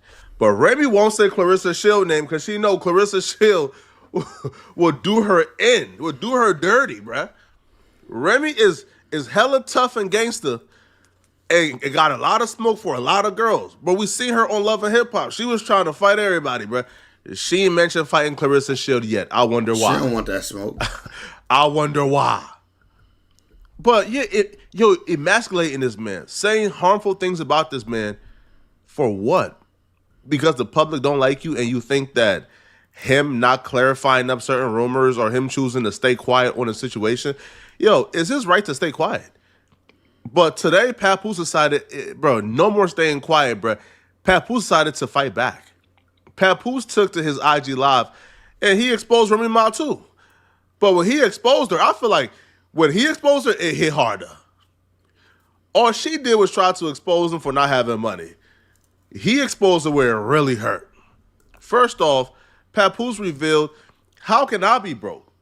How are you saying I'm a bum and I'm a peon and I ain't carry my weight when I wrote 90% of the music that you were able to make money from? I have written 90% of the rhymes that came out of her mouth. Finally, he said it. And with me saying that, I want to say this to y'all. Anyone who has an iPhone, you know how iPhones work. When I was younger, I used to be able to write rhymes in my head, create rhymes in my head, and remember them. Just like that. As time went on, I got a little older, I started to write rhymes in my email draft. Now, if you have an iPhone, you go in your email draft. If anybody come around me and we're in the flesh next to each other, I can type in any word from one of her songs, and her entire rap will come up. The entire verse will come up. I never asked for a penny. I never asked for credit. She was my wife. I didn't want anything from her. I just wanted to see her win. Like I said, I have written 90% of the rhymes that came out of her mouth since I met her. Y'all said it. Y'all said it numerous times. Oh, we know that's Pep behind that pen. Did I ever agree with y'all? Did I ever put it out there? I never said I wrote her rhymes. I left it. I didn't need the credit. All I wanted her to do was win. If you listen to records like She Theory, you know that's Papoose pen, right? That wasn't even in question. I feel like nobody is surprised that Papoose wrote Remy Ma's music. But do you see the ungratefulness, bruh? Like, I wrote your music for our household to make money, and you get the credit, but it's my pen. You make the money, I guess, even though I wrote it. So once you make the money now, you just start calling me broke and saying I'm not pulling my weight, even though I'm the only reason why you're making that money. Right. And to make this even dumber, this is one of the reasons why I say, yo, some women, bruh, I don't know what they want. Remy Ma is calling Papoose bro, calling him all these names. And then she got with the bootleg Papoose. Right. She got with the off-brand Papoose. Somebody who looks like Papoose, kinda, don't rap as good as Papoose, ain't as successful as Papoose, probably don't got more money than Papoose. You don't. So you left your husband, who you claim is quote-unquote broke, who held you down in prison for 6 years. Right. You left him for the off-brand version of him, who don't got no money either. Don't understand it at all. But you know what Papoose had? Papoose was at least loyal. This is where Remy starts looking goofy. Papoose plays audio of this new boyfriend that she's with, admitting, that he's blackmailing her, admitting that if Remy ever leaves him, he got videos of Remy. Right. He got pictures of Remy, nudes, that it will go anytime. He's saying, there's no expiration date for the dirt I got on Remy, man. If she ever leaves me, I don't care if it's 5 years later, bro. When I drop it, it's going to go. This is a person she left her husband with. Stupid. Or for. And she's online, not understanding the bad decisions she's making, but she want to tear this man down for moving on and living his life after he got cheated on. This is the lane saying that he's holding stuff over her head. Want to go with that, but you're right, though. Anything can happen. Oh, that shit gonna be 3 months, nigga. I don't know for how long it is. I got pictures, the texts, the videos of it. That shit gonna blow whenever I say it's gonna go. I'm talking about when I'm saying that news of cheating and all of that shit go anytime. It don't matter if it's a week or whatever. Like, the only reason why it's spark is because you just horny shit. Oh, let me play this again. Can y'all hear the audio? Let me play it again. Yeah, look, so far she's saying she fuck with me, I believe her. You know what I'm saying? So I'm gonna go with that. But you're right, though. Anything can happen. Oh, that shit gonna be 3 months, nigga. I don't know for how long it is. I got pictures, the texts, the videos of it. That shit gonna blow whenever I say it's gonna go. I'm talking. Remy dumb as hell, bro. She's now vulnerable to a bum-ass nigga that got nothing to lose. The only thing we know him for is smashing you and taking you from your husband. It's the only thing we know this nigga for. Now he got exposing evidence on you. Remy, you slow as hell, shorty. About where I'm saying that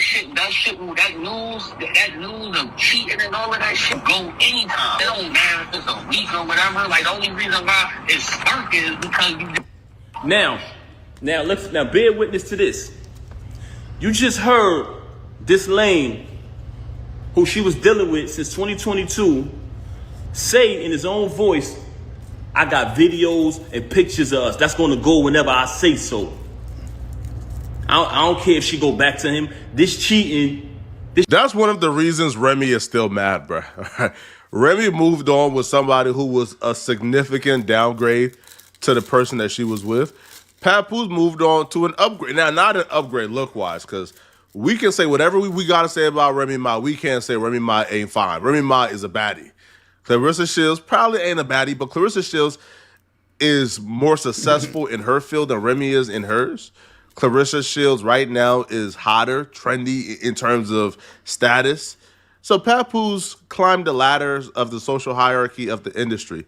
Remy Ma didn't. Remy Ma downgraded, bro. So that's why she mad, bro. And then to find out she's being blackmailed. Bro, just when Claressa Shields is done with her boxing career, just throw some titties on that bit, bro. When Claressa Shields done with her boxing career, just throw some D's on that bit. Do like my nigga, what's my nigga, Rich Boy selling crack, throw some D's on that bit. Bro, when Claressa Shields is done with her boxing career,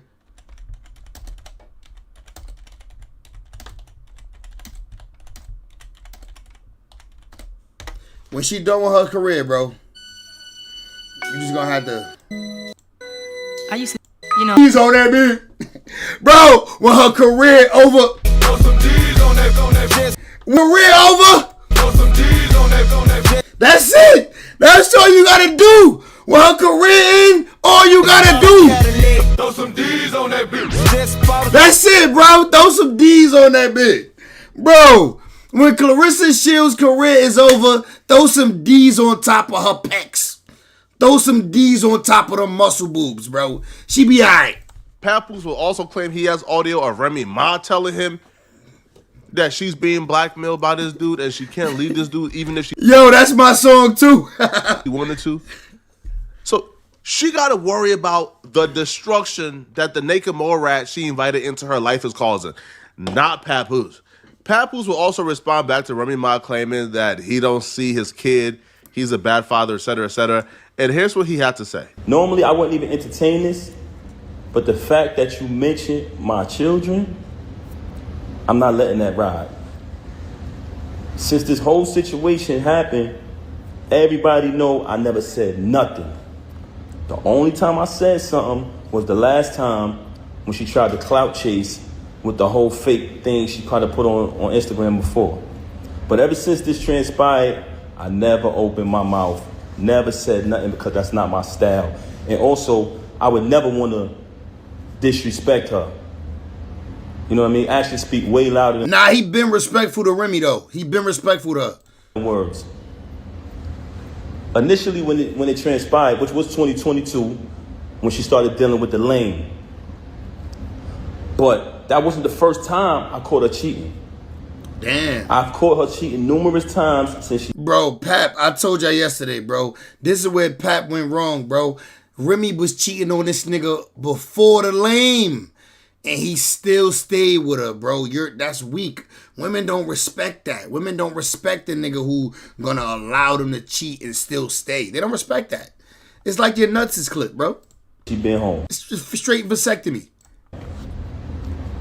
With the lame, the reason, but hold on, let's get to the point. We're gonna get to the lame later. You had the audacity to mention my child, and you had the audacity to mention me not seeing my daughter, when ever since I left, she has not allowed me to see my daughter. She's been straight miserable.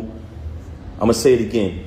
All men out there who ever been through this type of situation, you know how it gets when you're dealing with a miserable individual. Mm-hmm. She did not allow me to see my daughter since this first transpired at the end of last year. Blatantly, I went to pick my daughter up from school. When I went to pick my daughter up from school, Diamond was picking my daughter up because that's who has my daughter all the time. Who, Diamond? And that was one of the biggest issues I had with her because all my daughter know is mommy and daddy. Remy Ma's response to Papoose playing the audio of her boyfriend threatening to blackmail her. Remy's response to Papoose saying she won't let me see my daughter because she's bitter. Papoose exposing her for him writing 90. Bro, how could Remy even stay with the nigga Easy, the block captain, after that? But then again, she gotta stay with him now. She gotta stay with him. If she don't stay with him, he gonna expose her. Her nudes gonna be all over Twitter. 50% of her music. And I can't wait. Let me stop. I'm just joking. I'm gonna look, though. I'm definitely gonna look. Her response to that. I know she got some Hershey Kisses under that top, under that blouse. Was to reveal that Papoose, her current husband, was at some point fighting for their relationship and crying to win her back. Apparently, a husband wanting his wife back at some point is something to expose about. But here's Remy Ma, like trying to shame Papoose for trying to save his family. Stop playing with me, sir. Oh, and you just found that today. Look at the date. For anybody that just came in and just missed that, don't play with me, sir. Don't play with me. She don't look as relaxed as she did in the first video. After she found out that her broke ass boo, who she cheated on her husband with, stink dirty braces wearing that nigga like 40 with braces. Nigga don't even got braces. He need braces. Ain't got them yet. He 40. Now look how stressed she look. Look how stressed she look in this video. She do not look calm, cool, collected. She got a filter on, but she look not good. She don't look good. She look way better in the first video that she was natural in, no filter. She look hurt in this video. Look at her. Oh, but here's Remy Ma. Back up, Flacco, damn. Like trying to shame Papoose for trying to save his family. Stop playing with me, sir. Oh, and you just found that today. Look at the date. For anybody that just came in and just missed that, don't play with me, sir. Don't play with me. Nobody was trying to get you back. If I wanted to get you back, all I had to do was just listening to the cries and the pleading. I have that too. Want me to play the audio of you crying? Or do you want me to place the footage of you sleep on the couch? What happened? Fuck that audio. Let's talk about the audio of the nigga you cheated on your husband with, basically saying he got you lined up. He only fucking with you for the clout. How about that? Talk about that. You're hurt. You're hurt. That's why you got this filter on. You don't look as pretty as earlier. You're hurt. A woman scorned right here, bruh. Her plan just backfired on her. The last time that you was over there, and I was like, bro, this ain't it. Stop. You're never going to win this with me because I don't care anymore. Listen to me. Look at me. The woman that you knew, she is gone. You have successfully got rid of her. That lady that gave you grace, that saved face for you, that took the hit so that we both don't look crazy, even if it made me look crazy because I feel like, oh, you know what? My celebrity could take it. Yours can't believe I could take it. Shut up. Shut up, Remy. You like a C celebrity, like Z-list celebrity, literally. Like, stop, Remy. You're not gonna do this to Pap, man. Yeah, like Remy, you're not gonna do this to Pap. If Pap is a Z-list celebrity, you like right before that. Stop it. Take the hit. She gone. You at least an X. Don't do that. Don't try to play this nigga Pap like that. Come on, yeah. Neither one of y'all is that hot. She's gone. Now go explain that. Matter of fact, let's scroll down. Oh yeah, and there was no shots to go to Africa. It was pills. How do I know? Because the text came to my phone because he's still on my health insurance. He just didn't want you to go. That's all. So he could sit over there and call me every day about how being here just makes me think about everything. Don't play with me. Y'all let me know what y'all think about this entire beef, man. Do you guys feel Remy Ma has a point to Pep? Remy a lame, bro. She got played like a lame. Remy got played like a lemon lame, gang. I ain't gonna lie to you. Remy, you know you hurt. Like, you gotta be hurt. The nigga you love and that you done did all this for, the reason why the shade room is against you is for this lame. Because you cheated on a real nigga, Papoose, who held you down for 6 years with a lame. That make you a lame. You hurt a lame, you kind of become a lame. When you hang with a lame every day, you become a lame. Easy to block captain is a lame. He showed us how lame he is by that video saying he about to expose you. You still messing with him, you definitely a lame, Remy. That's where we gonna end that one. That's where that Papoose and Remy topic gonna end that. You still messing with that nigga, Remy, you a lame. Who's have a point? Facts, man. Yo, this is I'm gonna watch this later. I ain't gonna watch this with y'all because I kind of feel like this bullying. This point and shoot put out a new video, not bullying, but shout out to Flacco, man. Flacco doing his thing. He put out a hit piece straight on Flacco stinking. I don't like that. Because, Flacco ain't, Flacco, I ain't gonna say Flacco don't bother nobody, but, man, Flacco just be focusing on making his videos. He in the house beating off and making videos, man. Let that nigga rock. Leave him alone. Let's tap in with this Rod Wave situation, though. Rod Wave arrested for shooting up his girlfriend's Benz on camera after police found the video. Bro, this was some emotional shit right here. Shout out to Rod Wave. I love Rod Wave. Music is dope. I listen to Rod Wave pretty much every morning. I play Long Journey in my car in the morning. Damn near every morning I play that song, Long Journey, from Rod Wave. So I do love Rod Wave. But the nigga did some goofy shit, bro. He did some goofy, sensitive shit, man. The nigga shot up his girlfriend's G-Wagon that he bought her with a 10mm Glock because I guess she cheated on the fat ass nigga. Like, she cheated on the nigga. And yeah, like something. Let's get more information. Let's figure out the whole story. But him shooting up the whip and going to jail for that shit is retarded. She wasn't in the car, mind you. He just did this shit out of emotion. But let's get right to it, man. Shout out to Rod Wave, my emotional ass homie. Man, what's up, everybody? It's 1090 Jake. I'm rocking with y'all, and y'all rocking with me. And for this video, we're going to be speaking on Rod Wave firing up his girlfriend's G-Wagon after his house was broken into. May 20th, 2025, Rod Wave was taken into custody and booked into the Fulton County Jail in Atlanta. A long list of charges would range from aggravated assault, possession of a firearm, pointing or aiming a gun at another person, and tampering with evidence. A total of 13 charges, with damn near half being felonies, has left fans wondering what the hell happened. Yo, Rod Wave is rich as shit, bro. That nigga get like 500, 600 for a show. $1 million for a show. He said 1050 for a show. Spade TV News would post to Instagram Rod Wave's affidavit, and according to the arrest affidavit, on May 13th, officers executed a search warrant at Rod Wave's 6-bed, 7.5. Wow, this crib is fire. This crib is fire, bro. God damn. We gotta do a tour inside. Can we do an inside tour of this crib? Executed a search warrant at Rod Wave's 6-bed, 7.5 bath, 14,000 square foot, 3-acre mansion. Damn. That last sold in 2024 for $9 million. Damn. Specifically, detectives wanted the home security footage.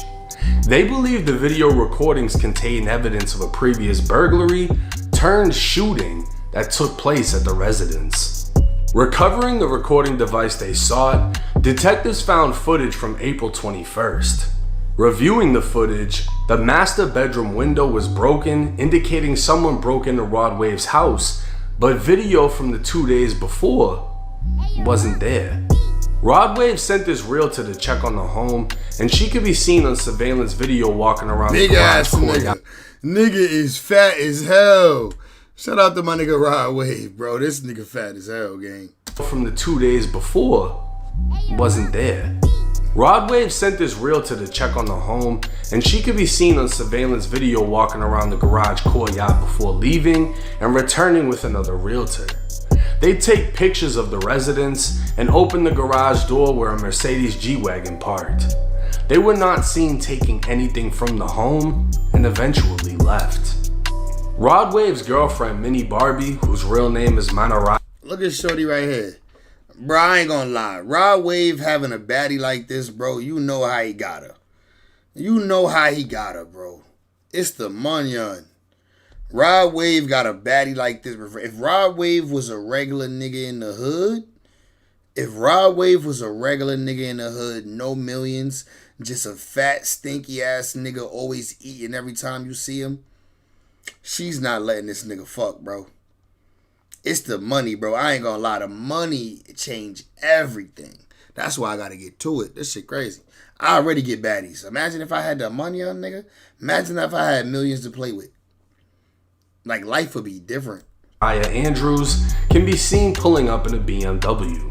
Shortly after, Rod Wave and an unknown associate would pull up in an SUV.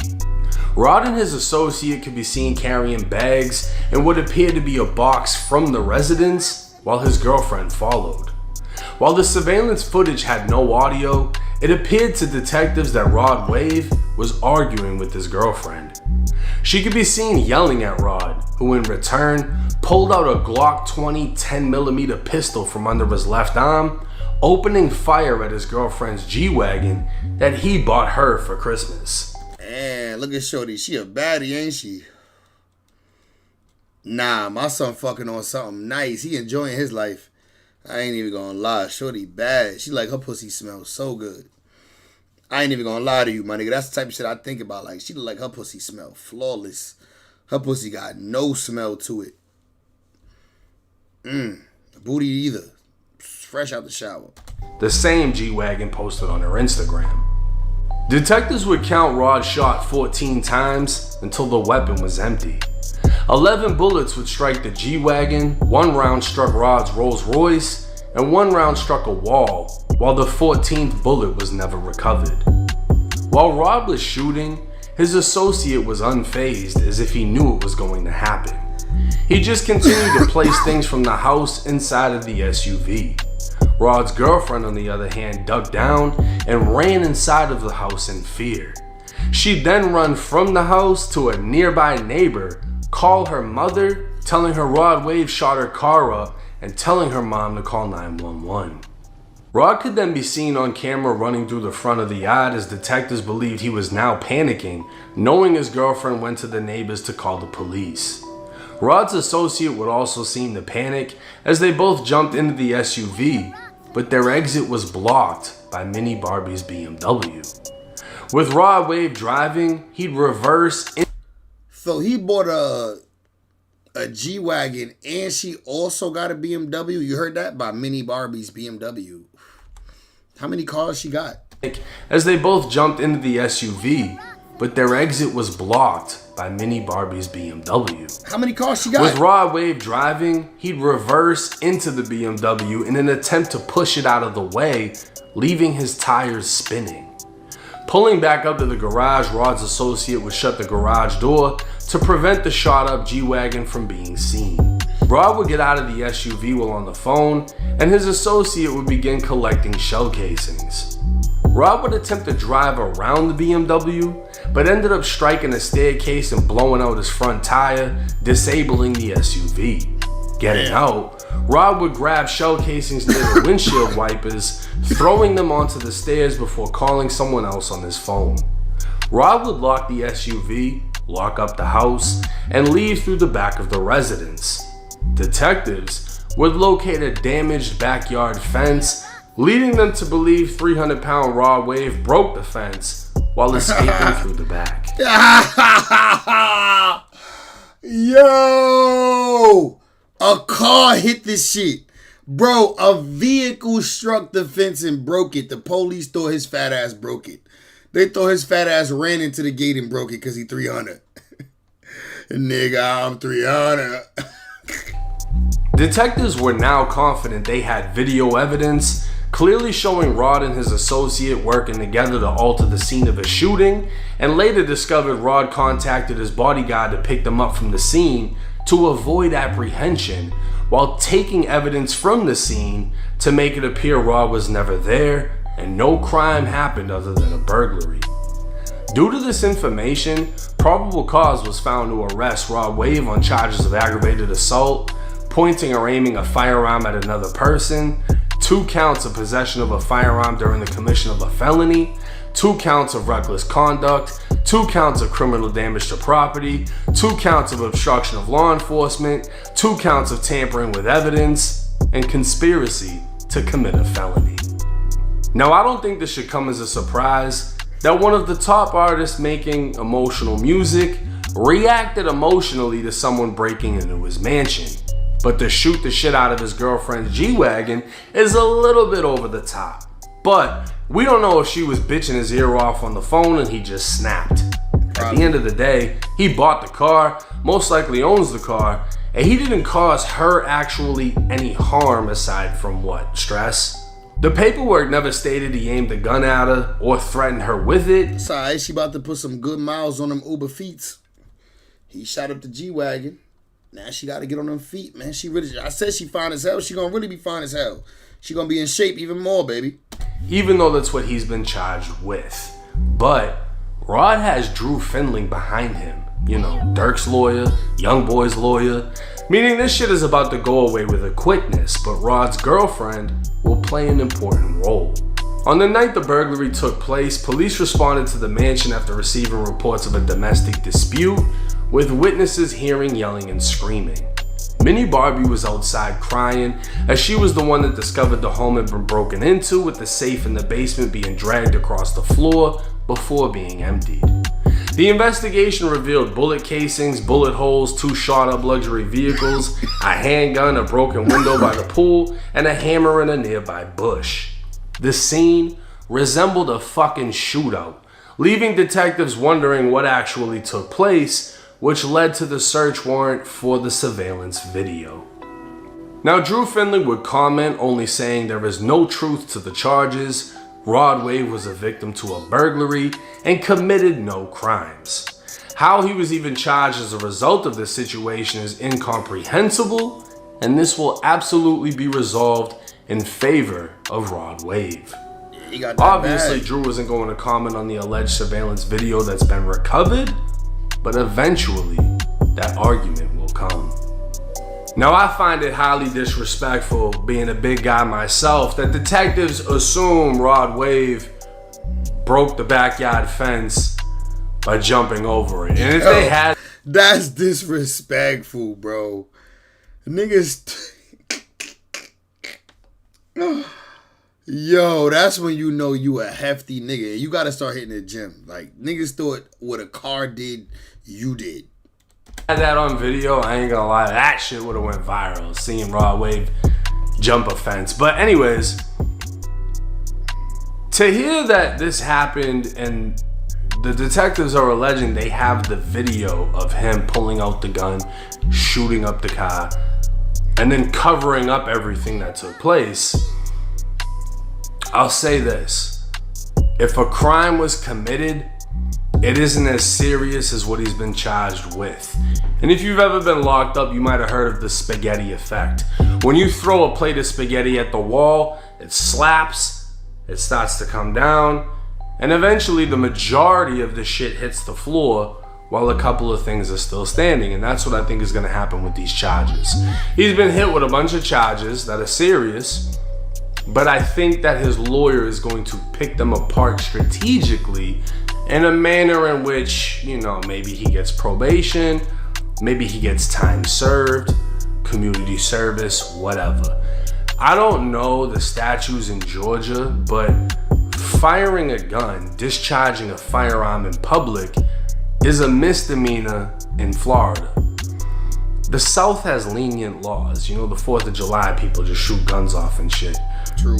Maybe his lawyer will go that. I don't know if it's At legal. the end of the day, he fired into something that he bought. Right. You know, he bought the G-Wagon. And if you're a YouTuber and you're shooting guns on your property at shit you own, it's not that big of a deal, you know what I mean? But that's gonna be something for his lawyer to figure out. I don't think he caused harm or threatened his girlfriend. I think that if your home gets broken into, your safe gets ran through and emptied, we don't know how much money he lost, you're gonna be pissed, right? And maybe he lost shit worth more than that fucking G-Wagon, and he was like, you know what? Fuck your car, because I just lost all this shit. And he did what he did, allegedly. We don't know. We're just the bystanders that are gonna sit back and see what the fuck happens with this case, and the fact that he has one of the best lawyers. Nigga, that's when you know you just getting too much money, bro.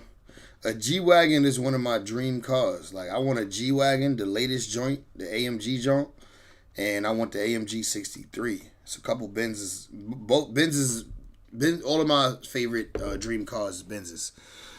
Besides the Lambo truck. I want a Lambo truck too. And an Escalade V. But, yeah, bro, G-Wagon, bro, that shit like $150,000, bro. Some of them shits cost up to $300,000, depending on how much money you put into it, like all the extras and all that. This nigga shot the shit up because he got mad at his girl, bro. He could have went and gave that car to his mama, gave that car to his sister, gave that car to the homie, anybody. He could have just took the car from his shorty. He didn't have to shoot it up. But like I said, when you just getting too much money, these are the type of things that happen, I guess, gang. All right, let's get to this Trap LaRose video, bro. It's only 46 minutes. You know, Trap LaRose be dropping 5-hour documentaries. So the fact that he blessed us with a 45-minute joint, let's get right to it, man. The mini murders of Mona Duke when Get Back goes wrong. Let's tap in and see what up. Hours of Saturday, the 10th of May, 2025, another tragedy would strike in the streets of Chicago. In the early morning hours of Saturday, the 10th of May, 2025, another tragedy would strike in the streets of Chicago. At 1:20 a.m., a group of people were leaving a Chicago barbecue restaurant and bar when suddenly shots rang out. 3 men would be hit, with 2 of them passing away later in hospital and the 3rd miraculously surviving. Shocking footage of injured people lying on the ground was recorded by passers-by and would later circulate on the internet and social media.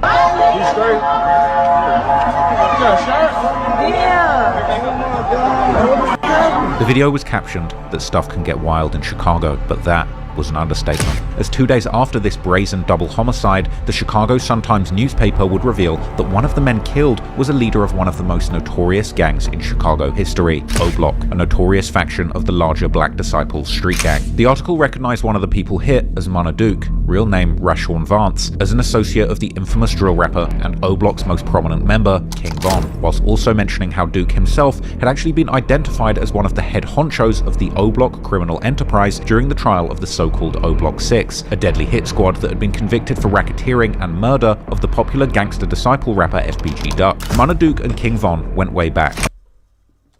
Long live FBG Duck, man. While Von has been worshipped as O-Block's most vicious shooter, allegedly getting away with 7 murders before becoming a rapper and losing his life suddenly in 2020, when King Von was writing his lyrics, he would identify Duke as one of his most effective hitmen, giving him the menacing nickname King Kong. With Duke's name being attached to up to 4 gruesome murders in O-Block's gang war, he was not only a feared gangster, but he was also a veteran of the gang war in Chicago, having survived over a decade of violence and outliving many of his most famous peers in his set.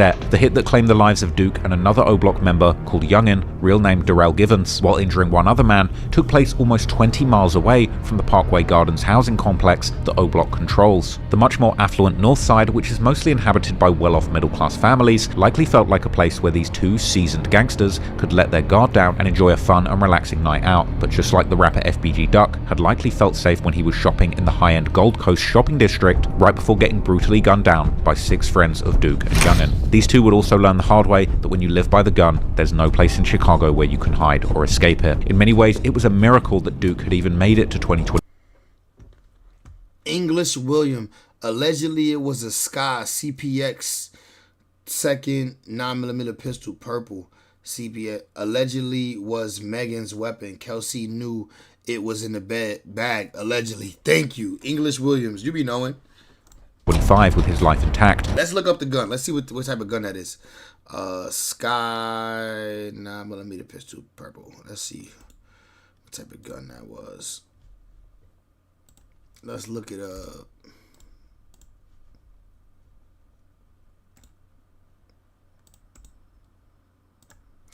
This the gun that shot Megan, y'all, allegedly. Hey, look, if you hearing this sound, look, this the gun that shot Megan Thee Stallion, allegedly, or the type of gun. Bruh, post the. I ain't gonna lie, I don't like Sky pistols. I never would trust my life with a Sky, but I be hearing that they work sometimes. But in the hood, they jam-o-matics. Like the ones that I came across in the hood, like other people guns that I used, them should be jamming. I never owned one of these though. Hey, look, if you hearing this sound, bruh, post a good-looking firearm, bruh. And also, if you see anybody using this sound, subscribe to their channel, bruh. Hey, look. I mean, it look nice. It's a good-looking pistol, though. I ain't gonna front. It's a good-looking pistol, but I heard this shit a jam-o-matic. I don't fuck with, like, unverified guns, like these cheap-ass guns. Like, I fuck with a Taurus. Like, my Taurus G2C, I used to take that shit with me everywhere. Taurus G2C. It's reliable, though. Taurus G3C is even better. But this shit right here, unreliable, gang. At least to me, the ones I've had. But unfortunately for him, the streets never forget. And even more shocking than his brazen assassination is what happened next, as numerous gang sets that have had issues. And why the nigga redacted his comment? You ain't gotta retract, brother.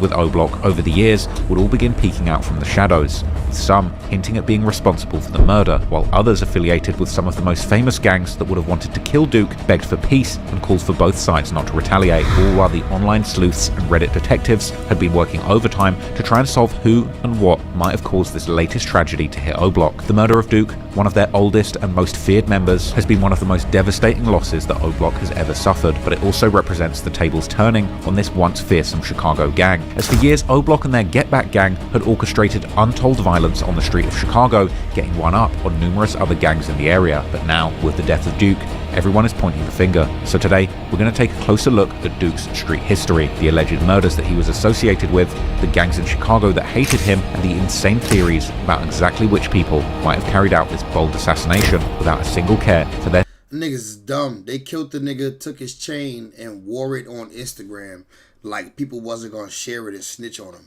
Dumbass. safety or freedom. Where we at, man? Where we at? What's up, man? We in Oakland, man. It's your boy King Brian. You know, TSG 3-way. So tell us about the J-Do Jump Out Boys. Who all is that? It's a lot of us. BD cause they was trying to say y'all renegade BDs. Once Vaughn, like, you know, blew up, started rapping, because he always, you know, say my name and things like that. So they like, and who is Duke? Who is Duke? For the people that didn't know, like, who I was, you know what I'm saying? Okay, per 363 Adam, it was a dark four-door vehicle. The subject jumped out, shot at close range, got back in and fled northbound on State. Male black, 6 foot with dreads and a white t-shirt and jeans. 6'3", go ahead. Damn, he wearing that now. Smoking on that 10 barrel, they know bloody man. Police have released surveillance pictures of 3 suspects they say are wanted for murder. Look, J-Do got his ass smoked. 31-year-old Tristan Hamilton was shot multiple times. He raps under the name FBG Cash. Off for that block when they don't pay, I'm out bail, take his face. Do y'all homework. It's looking like this BD on BD crime right now. Do y'all homework on BD crime, bro. How was it growing up on Front Street? It was fun. 061, man. SSR. F dollar sign, man. What y'all heard? I ain't out here seeing talking on my ass like these dudes, bro. Folks them killed T-Roy and Vaughn killed that. No matter what the fuck y'all.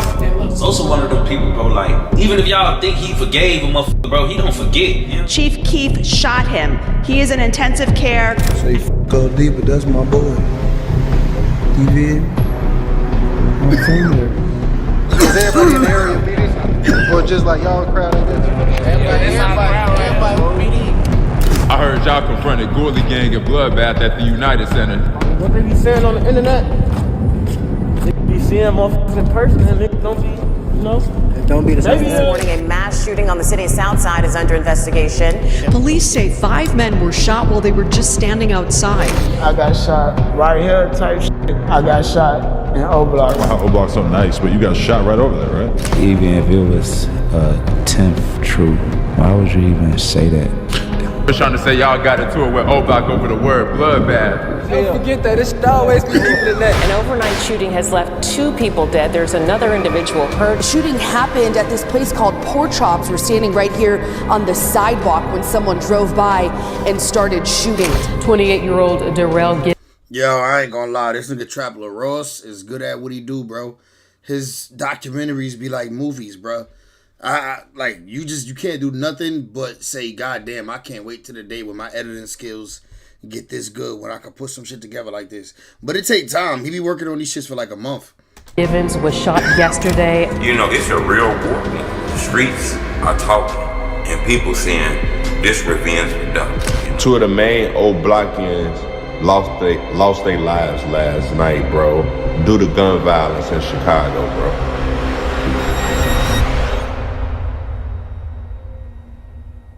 If you want to watch my videos uncut and extended, go watch my new...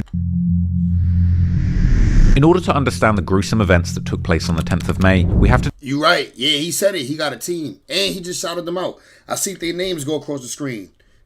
He definitely got a team. You right.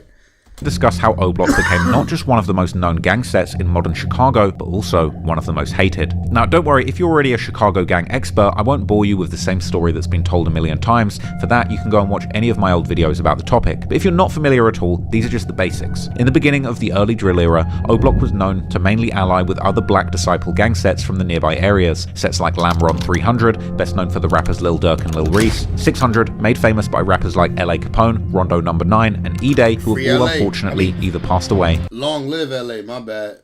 Free Rondo, long live L.A. Or gotten locked up, and Front Street, which is better known for the late rapper Fredo Santana, as well as his cousin, Chief Keef, who spent a lot of time Long live Fredo, man. It was that guy. At both O Block, where his mother stayed, and Front Street, where his grandmother lived. On the other hand, O Block's rivals were all predominantly gangster disciple sets from nearby areas. STL EBT, best known for the late rapper FBG Duck, as well as other members of the FBG crew like FBG Young, FBG Butter, and FBG Cash. Gyro City, which is best known for the former rapper and current peace pusher FYB J Main, and Taekwon World, a set that hails from the same blocks as Gyro City and STL EBT, but mainly consists of younger members who grew up in the same age bracket as 13-year-old Gyro City member named Taekwon Tyler, who was killed in 2012, his friends then starting Taekwon World in his honor. As me and other YouTubers have covered, countless people would end up losing their lives in the war between O Block, its allies, and their rivals during the 2010s, with O Block end up losing their starting Taekwon World in his honor. As me and Fabio Foreign, that's when he did I am what I am, what I'm not, see I never be. Yeah, I could tell.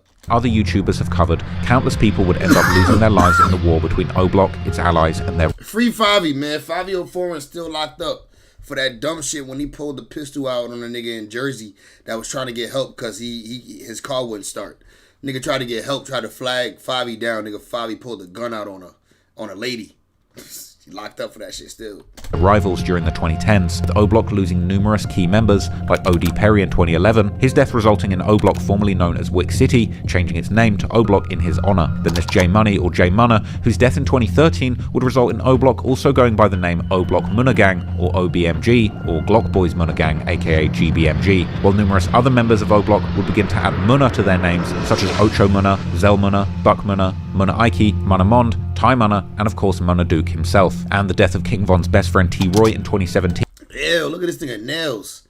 Bro, I feel bad for niggas who got nails like this. I know the bitches don't be wanting to let you nowhere near them. Nasty ass nails. Look at these shits. All y'all niggas out there that got these nails, do bitches let y'all touch them? Who was famously gunned down inside a grocery store directly under a security camera, allegedly by two members of the rival gangs, the shooters being TB, aka Terry Barry from Taekwon World, and Get Right, aka Man Man from STL EBT. T-Roy's murder would cause an unprecedented wave of violence in the streets, as O Block and their allies like 600 would form a group known as the Get Back Gang, aka GBG, whose one and only mission was to avenge T-Roy's death by killing as many rivals as they possibly could, killing up to 8 people in 2017 alone, including key members from the rival gangs like FBG Duck's brother Brick and Taekwon World members Poppy and TB. However, coming into the 2020s, much of these early beefs had died down significantly, which seems natural given that the members... Who is Shorty right here? Who is Shorty right here? She straight slapped this wig on her head and ran out the crib. Slapped the wig on, didn't glue it down or nothing. Members from those early days have reached their late 20s, early 30s, and some even in their late 30s. And the older you get, the less attractive it probably feels to spend your time running around in the streets chasing down your ops. And on the other hand, with so many of the most active members sadly losing their lives in the war, there simply aren't that many people left to keep up the tit-for-tat killings. However, that doesn't mean that the war is by any means over. Damn. O Block Louie, man. Rest in peace, O Block Louie, bro. He got hit in the head. And he lived like 2 more years, bro. Ended up dying due to his brain injury, bro. We watched him do an interview on Vlad and all that. And people still keep on dying, with some of the more recent victims from the 2020s, including of course FBG Duck, who was famously gunned down by 6 O Block shooters in August 2020, but also lesser known people like a younger O Block member named Jado, real name Jabari Pittman, who was gunned down in the Oakland neighborhood in February 2020. And while Jado's killer had not been caught, online rumors would connect his death to the Taekwon World set, whose member D Money would go live on Instagram less than an hour after the murder, dissing Jado and saying how they were still sliding in traffic 5 cars deep. Look, Jado got his smoke, and we still spinning like 5 cars deep, no doubt. Jado's death would result in younger members from O Block creating a clique in his honor called the Jado Jump Out Boys, or simply Jado Jump Outs. Y'all call yourselves the Jado Jump Out Boys? Yeah. Okay, I see J-Do tatted on your hand. Yeah, that's my boy. And I know Shootbox got a tattoo of J-Do, right in his face? Yeah, I got a portrait of him. Right. Which is now one of several cliques within O Block that the newer generations rep, another key group being called the TSG, or Take Some Gang. Are you cook one of these?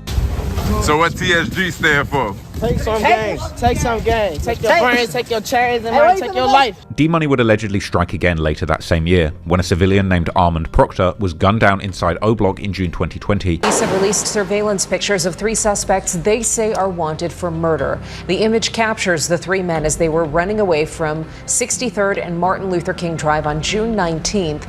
Police say they are involved in the murder of a 23-year-old man named Armand Proctor. Proctor was found dead on the sidewalk just after midnight with multiple gunshot wounds. And while D-Money would not be charged for the murder, Reddit sleuths would later point out how he had posted a video on Instagram while creeping inside O Block that very night. Meanwhile, the Chicago police would publish footage from a security camera from the night of the murder, showing 3 masked men walking inside O Block, these allegedly being D-Money and his friends. Yo, everything is on camera, bro. Everything.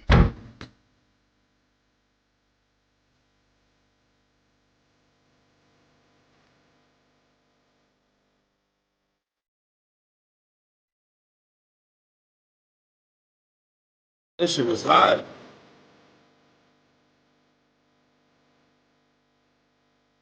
And if that wasn't proof enough, when someone would post D-Money's video online again, D-Money would contact the person, asking him to remove the video because it was going to get him locked up, while the person would essentially blackmail D-Money by asking for money in exchange for removing the video. And after D-Money would pay... Nigga wanted $60. Nigga said, if you work with me, I could work with you. Can you send $60? Cash App, and I'll take it down immediately. Only have it up because I need the money. If you send it, I'll take it down. All the videos off my channel.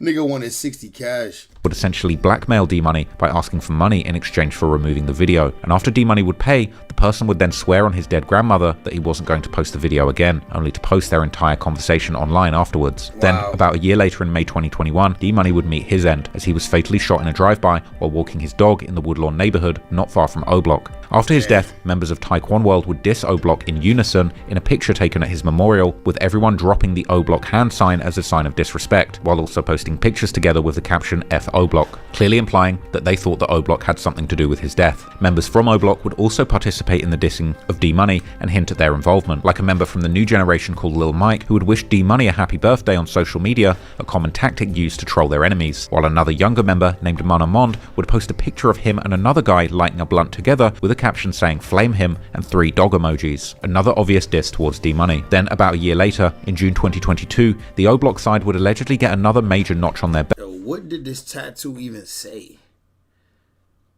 Like, niggas be letting the tattoo man just blast their face even if he don't got skills. Like, bro, you gotta show me your work before I let you tattoo my face. Like, even before I let you tattoo my arm, you gotta show me your work. But I can't even read this. I can't even make this out. Belt after the rapper FBG Cash, real name Tristan Amina? I don't know, bro. I don't know. I'm trying. in Hamilton. Rest in peace. Was brutally gunned down in the Auburn Gresham neighborhood. Well-known Chicago area rapper was killed in a drive-by shooting early this morning in the Auburn Gresham neighborhood. When another car would cut him off in traffic and 2 gunmen appeared from the car opening fire, discharging nearly 24 rounds and leaving Cash dead by a tree, whilst also seriously injuring a girl that was with him. A 29-year-old woman with him was also shot, taken to the hospital in serious condition. It is believed Hamilton fired back at the shooter. As I've discussed in depth in my video about Lil Durk and his several murder-for-hire allegations, Cash's murder has also been connected with Lil Durk, who would troll Cash mercilessly after his death, while also implying that he and his goons had something to do with it. Hey, you ain't have your gun for them, you better have your gun for me. Better have your gun for Booney. Better have your gun for C. You don't believe me, you gonna see. You gonna end up by that tree. Know that we did it. But I got my gun for Boone, they call him Chief. Some of these goons have been rumored to have been from O Block, including guys like Buck Munna, who would diss Cash numerous times in his songs. He dead and gone, that's what he get, but he can't take another pick. And he got hit, he took a shit, burned around, it wasn't it. I'm for that block where they don't play, I'm out there, take his face. And I ain't missed, cause I know they mad, that old ass man up in the bag. Them switches came and made them crash. I don't smoke Tuka, I smoke cash. I'm just lying, that's weak. They saw that shit OG. While also making fun of him by acting out his final moments.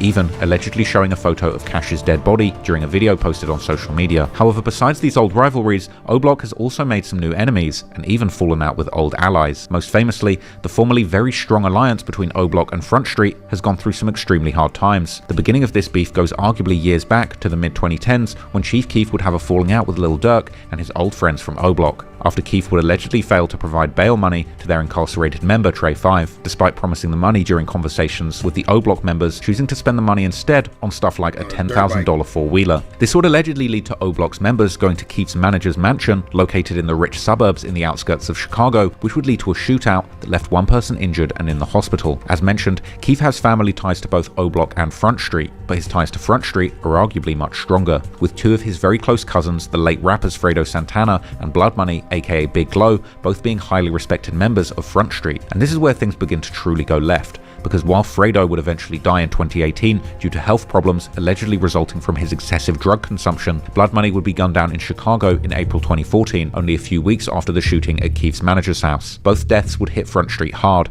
and after Blood Money's death, they would honor him by beginning to call their set Blood Gang, while Fredo's death would lead to some Front Street members to even separate and start a new set known as Savage Squad, named after the music label that Fredo had founded, called the SSR, or Savage Squad Records. However, O-Block would actually begin to diss Blood Money after his death, due to their beef with Keef and the O-Block OG Boss Top allegedly saying F Blood Money after the incident in a now deleted tweet, while Keef would respond by saying that he would say FOD to diss O-Block, but OD Perry was his real friend, so he can't do that. Who would say OD, but that's my boy. You feel me? I'm from there. You know? But O-Block. Okay. Things would only go downhill from here, and already during the summer of 2014, O-Block members would allegedly hold people at Keef's mansion at gunpoint while Keef himself was at court, before leaving with a bunch of Keef's expensive items like his chains and watches, with Keef himself hopping on social media to accuse Boss Top, aka Tyree Davis, of the robbery, while Boss Top would openly flaunt the items on social media. Eventually, rumors would begin to spread online that O-Block might have had something to do with Blood Money's murder, with former O-Block member J Hood even later claiming that it was King Von and T Roy who were behind the hit. That was straight back though. You don't gotta believe that you can hear whatever. Oh, these people saw this. I don't give a what y'all heard. I ain't out here seeing talking on my ass like these dudes, bro. Folks them killed T Roy and Von killed. However, besides Blood Money, there would seemingly be no other casualties in this beef for years to come, and for a Nah, I ain't gonna lie. These Chicago niggas literally tell you everything about their hood. They don't give a fuck. They ain't holding nothing back. Ain't no hood secrets. No secrets die in the hood. They gonna make sure the internet know everything. long time, this beef appeared to simmer in the background, perhaps due to the respect that many of the older members still had towards each other, but in recent years, both sides have become increasingly open in dissing each other, like Front Street member Mari posting in 2023 asking how does O-Block supposedly run the King Drive, this being the main street that goes past both of their territories, when they have the same enemies, but nobody from the enemy side ever dies, as well as saying the last person who dissed Blood Money had almost died, and saying F that one guy who tried to fight, an obvious reference to King Von, who was shot down by Quando Rondo's friend Lil Tim after trying to fight Quando in November 2020. Front Street are also openly dissing O-Block by dropping their hand sign, just like Taekwon World, who also remain the main rivals of Front Street. O-Block has also returned the favour, with younger members like Woney dissing Front Street directly by name on Twitter, while other young members would diss Blood Money while on Instagram Live, as well as saying that Front Street had gone extinct. The Front Street. What the Front Street? I'm saying like that we be sipping on blood while we on the front line. These kind of fallouts between old friends point to the ever more fracturing state of the Chicago gangscape, with gangs becoming increasingly small and splintered due to the lack of any organised leadership. And nothing is a better example of that than the fact that there have even been conflicts within O-Block in recent years, particularly between the old and new generations. The most infamous example being when one member of the new generation, Manamond, would allegedly shoot a member from the older generation called A-Roy after losing a fight with him in December 2021. This whole incident taking place inside O-Block and being caught on a phone camera filmed from one of the buildings. After this incident, Manamond would shockingly not be arrested, despite the video going viral online, but he was seemingly banned from coming back to O-Block for some time. Don't ask me about no you don't see me with, or I don't mention none of that. I don't know what's to them. I don't know them. I don't It's going like that. It's that simple. No, not to come around. Don't like me because I'm too slimy. I'm for them to get too slimy. So don't tell me about. Nigga, you going to jail, nigga. You're on camera. It's a countdown till your ass get locked up for that shit. You don't see me with, or I don't hang with, as I don't know what happened to them. Don't fool no. However, this ban wouldn't ultimately last, as the old generation would seemingly decide to take the side of Manamond in the end. I don't know how to coming, man. Stop playing on phone grade. Frustrating the brother of A-Roy, who felt betrayed by his own generation. However, Manamond's luck wouldn't ultimately last, and in May 2025, he would finally be charged with A-Roy's murder, whilst already being locked up for another case. Lastly, there are also completely new enemies that O-Block has been making in recent years, one of these being a set called Ghoulie Gang, also known as Bloodbath, or 130, this name coming from the location of their hood at 130th Street in the far south side, particularly in the Aldgeld Gardens, public housing project and the surrounding areas. This gang is undoubtedly best known for the young rapper Chucky, who is in fact signed to Lil Durk's OTF label, which make his gang's beef with O-Block just that much more complicated. Allegedly, these two gangs had a cordial relationship until about July 2022, when there would be a mass shooting in O-Block, where several O-Block members, including Boss Top, would end up getting shot, with Boss Top later getting asked about the incident by Adam22, but he would have very few words to describe what happened. What the happened? You're just walking around, like we're talking about how O-Block's so nice, but you got shot right over there, right? I mean, I just know I was on my Instagram, I was finna go live, and I just felt something. You were about to go live? Yeah, and I just felt something. Out on the street? Not nigga laughing, talking about how he took a bullet. These O-Block niggas is savages, bro. Look at this nigga face, bro. He recounting when a bullet pierced his skin. And this nigga smiling. What the fuck? Look at this shit. Man, I just know I was on my Instagram, I was finna. Look at this nigga. He's smiling while he recounting his almost death. God damn. Finna go live, and I just felt. That nigga happy he got close to death. You were about to go live? Yeah, and I just felt something. Out on the street? Not in the actual complex? I just felt something, Adam, that's it. I just felt something. Pictures from the scene reported by the newspapers would show people getting carried away on stretchers, with interestingly, the man in the picture being a rapper known as Action Savage from Ghoulie Gang, who would post sometime later how this had been his third time getting shot in less than a month. Action Savage had long been affiliated with O-Block, these ties going all the way back to the beginning of the drill movement, as he would later explain to DJ U. Like, it's a video on YouTube with Boss Top and Dirk. A Boss Top and Dirk video, that 30 Choppers video. Like, right. You can look it up. Like, you gonna see me right there in the thumbnail of the video. This was like, I don't even know, like, yeah, this was like 2013 or something like that. Like, this is a minute ago type. But for a while, things appeared to be calm. In December 2022, Boss Top would be arrested on gun charges, and he would end up getting locked up for about 2 years. While in July 2023, Action Savage would still actually release a song and a music video together with the O-Block rapper E-Dog. But then, as Chucky begun getting increasingly popular, problems begun to appear. As Chucky would rep heavily the Bloodbath moniker for his set, which according to members from O-Block originally came from them, as the O-Block rapper Shoebox Baby would later explain to 16 Shot 'em. It's a term that was used in our neighborhood. Like, you know, like that's what we call each other. But when the guys like got that from, like, I think off a movie or something, I ain't tweaking. When the guys got that off a movie or something. Like an old movie, right? Yeah. And we was just calling each other, and around that time, they was around us. So, you know, it's like, are you around somebody, like, y'all pick up lingos and shit like that, you know? Yeah. But then, in 2024, these two sets would suddenly begin to go back and forth on social media, with one member of the Ghoulie Gang posting a picture of Manamond, calling him an imposter, while saying that Ghoulie Gang are the real Bloodbath, to which Mond would reply by saying who the F is the Bloodbath member who was dissing him, and saying why is he acting like he can't die. This beefing would continue as O-Block members would see Chucky repping the Bloodbath moniker while shooting a music video with Lil Durk and YTB Fat, with O-Block members hitting back and calling Chucky and his Ghoulie Gang friends swaggerjackers and actors, while the Ghoulie Gang would call O-Block members broke, particularly aiming their words towards the new generation of O-Block, likely due to Lil Durk still being very close with the older generation. Bro, nigga, y'all got enough beef with everybody else. Y'all gotta have internal beef too. But then things would get even more complicated, as Action Savage would drop a song and music video called Computers, using the classic beat from the 2014 song of Rowdy Rebel and Bobby Shmurda, later used by one of O-Block's biggest rivals, FBG Wooski, to diss them. And he would use this beat to rap a line saying how Boss Top had fronted his move, so he had taken his gun and clapped him back. This line seemingly referring to the night when they had both gotten shot in O-Block, as Action Savage would then confirm during his DJU interview. Mention Boss Top, right? You know, everybody want to know about the line you dissed him in your Computers remix. Boss Top fronted his I took his pipe and clapped him. Yo, Computers remix that's out on YouTube now, dropped 5 months ago. Yeah, man. Boss Top dork gang, like I don't really like we out the pipe, he had that pointed at me type. I'm looking at the pipe type. He just looking at me though type shit. Like I ain't got no jewelry on. None of that shit. Like cause it be rumors talking about he tried to rob me or he took shit from me. Like ain't nobody ever took from me. Like I ain't ever got robbed before. Point that shit at me. So I'm looking at that. She just talking though. So I'm just looking at that. I look up.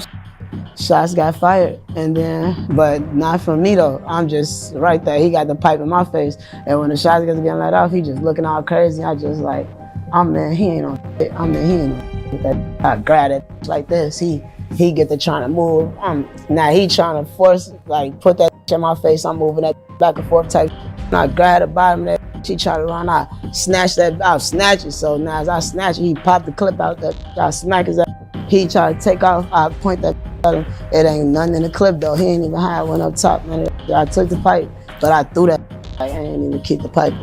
Bro, I got shot like right after that type. Shot me in my leg and shit, like, and took off running type. Then I tried to get to the car. I look up. The song would prompt the two sides to go back and forth once again, with one O Block member. Y'all believe that story? It's detailed. Posting the picture of Action Savage getting put on the ambulance after the incident, while a Ghoulie gang member would respond by saying how O Block are goofies and nobody from their side should have made it out alive if O Block are really who they say they are. Meanwhile, Boss Top would deny even knowing Action Savage when asked about the matter during his No Jumper interview. This the clout they want, I guess, to get the views. But if he making music and he got stories like that, I think he needs to write urban novels. He needs to just write books. He'd be a good author. Now that we know more about O Block's modern day allies and rivals, let's take a closer look at the two victims of the recent double murder, focusing particularly on Mana Duke, because while Young'un was somebody who was more focused on hustling and staying off the radar. I almost forgot what the title of the video was. I'm just getting into the O Block history, like, goddamn. Of his ops, Mana Duke would allegedly end up doing many things during his life that would ultimately make his rivals hate him enough to follow him all across the city just to take his life.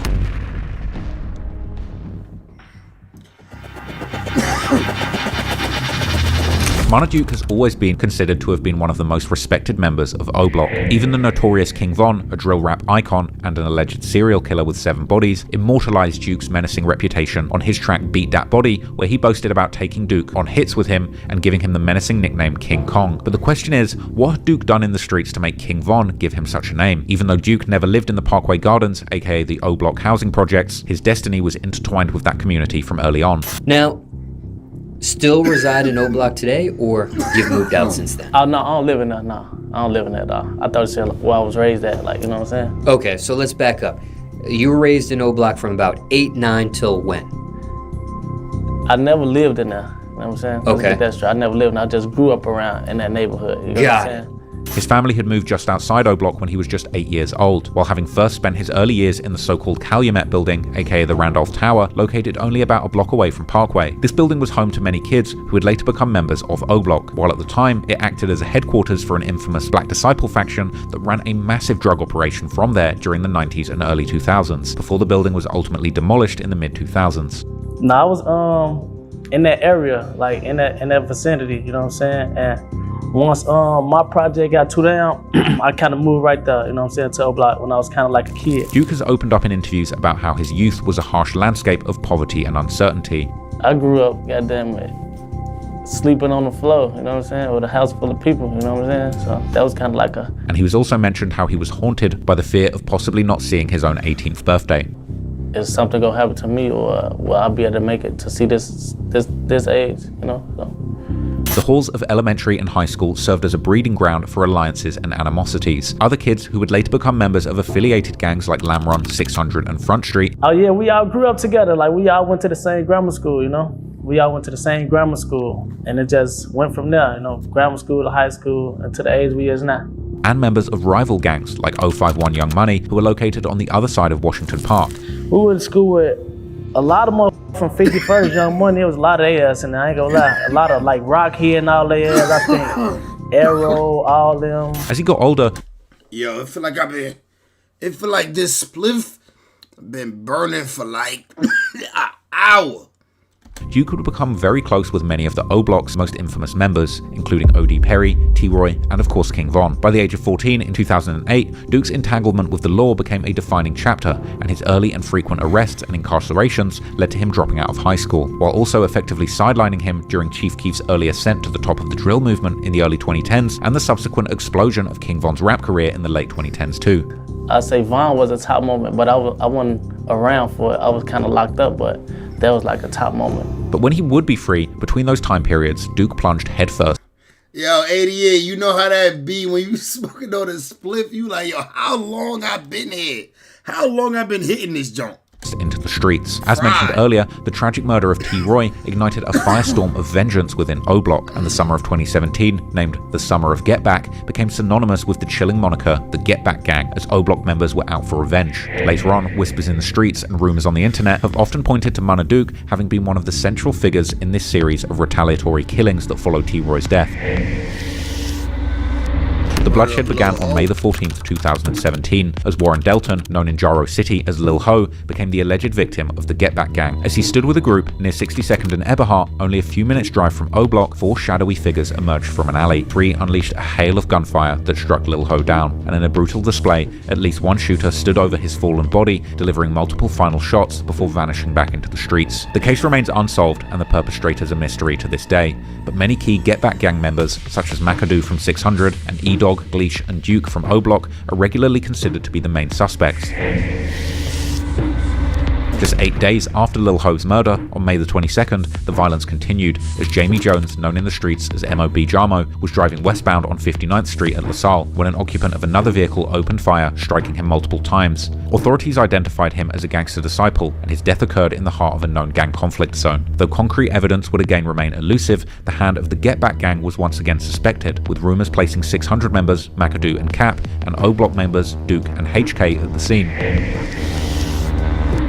The violence continued a month later. On June the 16th, Taekwondo World member Sherrod Rhyme, better known as Poppy, was at his workplace at the L&P Foods and Candy Warehouse on the corner of 71st and State Street. The victim, so he worked at this candy store. Nah, nigga got the cutout of him. That's love though, got the cutout. Shortly after 3 p.m., a seemingly ordinary act of assisting a customer would turn deadly. The subject was putting groceries in the vehicle when a shooter suddenly appeared from a 4-door vehicle, firing multiple shots at point-blank range before quickly getting back to the vehicle, which would then flee northbound. Okay, at part 363 Adam, it was a dark 4-door vehicle. The subject jumped out, shot at close range, got back in, and fled northbound on State.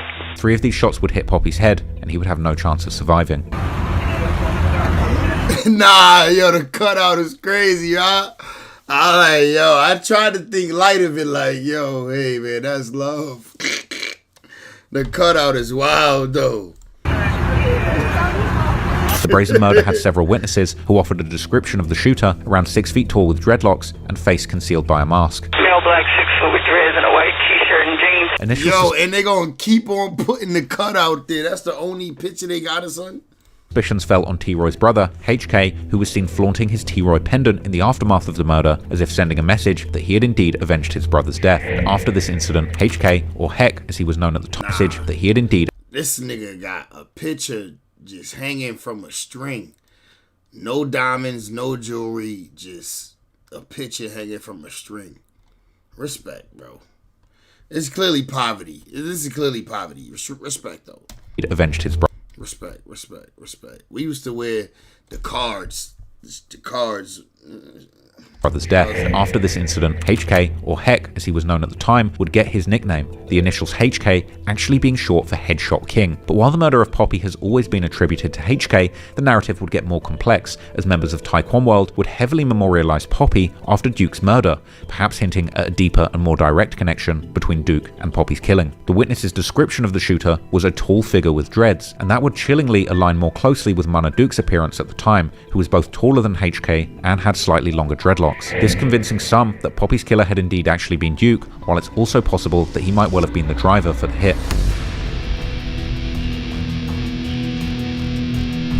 following year, on June The murder of Get Right, aka Man. 16th, 2018, the bloodshed revisited the streets. It was around 9:50 p.m. when two men were gunned down outside of a restaurant on the 400 block of the East 63rd Street, only a stone's throw away from O Block. Troy Hampton, an innocent janitor, aged 43, was struck in the chest, dying at the scene, while 22-year-old DeAndre Wallace, known as Get Right or Man. Innocent man, bro, lost his life. Nigga was a janitor getting money, feeding the family. Street, only a stone's throw away from O Block. Troy Hampton, an innocent janitor, aged That's fucked up. 43, was struck in the chest, dying at the scene, while 20. What you think my son was locked up for this day? Troy Hampton. Look, this is clearly a picture. This is clearly one of his mugshots. What you think he was locked up for this day? Looked like a DUI. My son looked like he was drunk. He was driving. He got caught. He got pulled over on a drunk night. Little DUI, but he was an innocent man the night that he died. An innocent janitor, aged 43, was struck in the chest, dying at the scene, while 22-year-old DeAndre Wallace, known as Get Right or Man from STL EBT, also fell victim to the hail of bullets, succumbing to his wounds in the hospital. Surveillance footage painted a grim picture, showing two shooters running up and relentlessly targeting both victims, even continuing to fire at Get Right as he lay helpless on the ground. And while officially unsolved, online theories have pointed strongly towards two members of O Block, Munna Duke and the infamous shooter from the younger generation called Moo-Wop. In the same month, King Von ominously tweeted about a new op pack that his brothers had created, while O Block veteran E-Dog added fuel to the fire, posting a picture featuring Moo-Wop and Duke, accompanied by the caption, "You better get right or get left," a phrase also used in other... Bro, they just snitching on their homie. Deaf or impaired, right? 88, you with me on that, right? Yo, bro, this is snitching, bro. Niggas post this right after a nigga died and say, "You get right, I got left, and we going to meet back up." And then they post a picture of these two niggas together. Why you snitching on me? Why you telling the world my work? Why you letting the niggas know I did that? Social media posts that featured both Moo-Wop and Duke. Moo-Wop himself would share a photo with Duke in what fans speculated was them reenacting the murder, as Moo-Wop makes a gun with his fingers pointing directly at the camera, while Duke's gun fingers point towards the ground like he's standing over somebody and shooting, with Moo-Wop captioning the post saying that people have no idea what type of bond they have together, while ending with the cryptic line that the picture speaks for itself. King Von's track Problems again would also eerily mirror the details. Bro, the picture speaks for itself. Look at this. He pointing down shooting, he pointing this way shooting. Niggas wouldn't even know what type of bond me and this nigga got. This picture speak for itself.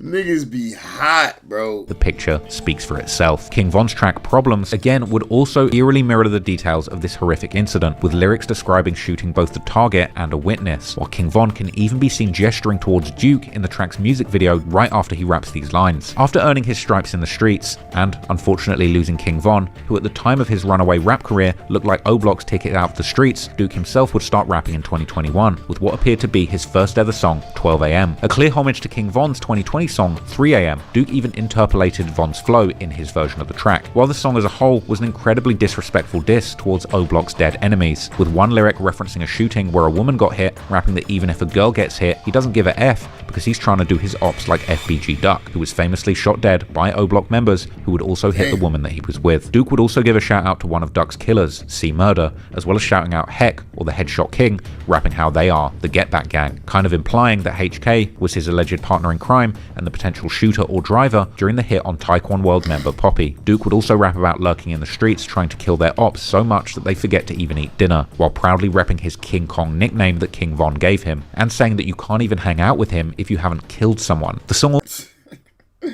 also had a music video where Duke can be seen rapping in O Block, flanked by some of the most notorious members like E-Dog and Moo-Wop. Fans loved the song, with many saying that he even had some of King Von's spirit in him and that they were excited for Duke having a bright future in the rap game. Duke followed that up with songs like Winnin' and Right Back, where he rapped about doing drills where the witness was killed too, with some believing that this is another reference to the janitor that was killed on the Get Right hit. The song was an instant classic. One comment said that Duke was even picking up where King Von left off, and another called Duke 3 for 3 as a rapper. For fans that were longing for that Von-esque flow on hard-hitting beats, Duke appeared to be someone that they could bet on to take over the rap game. Duke also collaborated with other O-Block rappers like Ocho Munna and Prince Dre on the remix for Ocho's Bean It song, followed by the songs No Hook and Off the Porch. Then moving on to one of his biggest releases of his career, this interestingly being his first international collaboration with the UK rapper Millions. Their track 10 to the O was an epic collab where Millions actually went to O-Block and shot a music video with all the iconic O-Block members, with Duke rapping lyrics about a murder eerily resembling Get Right's, saying that he caught someone lacking in front of the store. The video even ended in a respectful chain swap between these two international drill artists. Duke was making big moves internationally with his music, and there would also be a rumor that Duke had seemingly tapped in with Central C's most feared op, Digga D, for a collab. And while nothing officially got released, a leaked track called Legally Blind featured the two artists, with Digga immediately dissing a dead op that they've been smoking on so much that he believes that he's now the UK's Tuka. And Mana Duke would rap about being a 13-year-old shooter looking for a body and then walking up and shooting at close range. Duke was getting a lot of motion as a rapper, and he kept releasing singles and music videos all the way. He had an international joint. He was really doing some shit. He had an international song and all that. That's fire. Through 2022. Then, leading up to the release of his full project, Mana Duke would release the track Passenger Side, rapping that he didn't cry after Von died, but he still planned on getting Get Back, a message most likely aimed at Quando Rondo and Lil Tim, suggesting that the Get Back gang might still be out looking for blood. While Duke would also shout out the up-and-coming generations of O-Block. Then, in August 2023, he released a full project called Welcome to the Jungle, the title and cover art being a clear nod to the fearsome O-Block housing projects. Duke promoted the project with music videos like the song Intro, where he introduced himself as having money to support his mama by buying her a house, his gang by buying them a chain, whilst also paying for many lawyers. Releasing a full mixtape was a huge achievement for Duke, because in a world where few people survive or even start a music career, let alone having the focus to complete a full body of work, is a monumental achievement. But Duke wasn't slowing down, and he would keep putting out music, like his guest verse on perhaps the longest running O-Block veteran Boss Top's song, Get Back Gang, a song that unsurprisingly paid tribute to the Get Back Gang's brutal campaign of revenge after T-Roy's murder. The song also featured the O-Block legend E-Dog as well as the late Zell Munna. On the track, Duke proudly claimed his King Kong nickname while rapping how he's back in heck mode after running after ops, and claiming that he puts hits on people for $10,000, as well as promising to slide twice as hard on ops to avenge both T-Roy and King. Niggas' songs be about one thing, I promise you. Yo, these niggas' songs be about one thing, nigga. Not even 2, 3, or 4 things. One thing. Murders. Real murders. Von. Unfortunately, it was ultimately this very ethos of never-ending Get Back that would likely become Mana Duke's own undoing. And, like it often happens, the Get Back would come when he least expected it.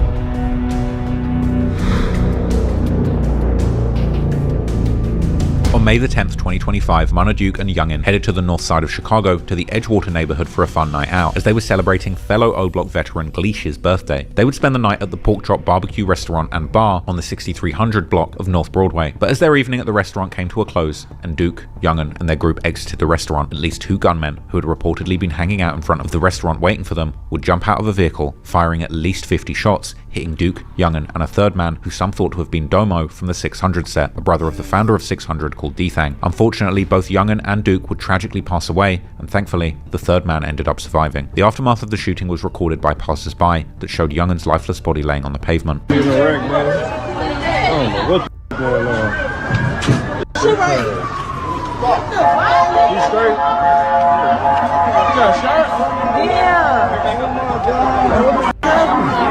An officer familiar with the investigation told newspapers how security video showed the gunman escaping in a stolen Infiniti Q50, which cops found less than 2 hours after the shooting, abandoned and burning on the 600 block of East 134th Place, almost 30 miles south from the scene of the shooting in the far south side. Mana Duke had posted a story on his social media just 6 hours before the incident, his last Instagram story featuring him in the car with whom many believe to be Youngin, Domo, and Domo's sister, listening to G Herbo and flexing jewelry including his O-Block chain. Meanwhile, Youngin's last post was ominously captioned, "We outside, DM the gang for the location," and Youngin 2 would be spotted wearing his O-Block chain at the gathering. It would be one such O-Block chain, allegedly splattered with blood, that Duke and Youngin's alleged killers would post not long after the murder, snatched off an O-Block member's corpse, or at least that's what the posters wanted everyone to think. News of the deaths begun to spread quickly online, with associates confirming Mana Duke and Youngin's passing through heartfelt posts, including those members of O-Block who were particularly close with the two, like Muwop, Duke's alleged right-hand man in the murder of Get Right. Mana Duke had also recently become a father father, welcoming a child with the former partner of OTF D-Thang, the late brother of rapper Lil Durk. But following him and Youngin's death, it wasn't just those close to them paying their respects, as the well-known ops of O-Block, like STL, EBT, Taekwon World, and Gyro City, would immediately begin to troll on social media. Taekwon World members paying tribute to their fallen friend Poppy, this playing to the long-held rumor that Duke had been involved in his murder.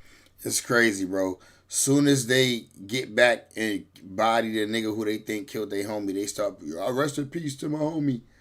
Y'all niggas should be painting this shit for the police. But surprisingly, who you telling? Like, this is for the fans or like the police? It gotta be for the police, bro. None of them would pay tribute to Get Right. These niggas be regular people, not rappers. Like, who you posting that for? It's not for the fans. You don't got fans.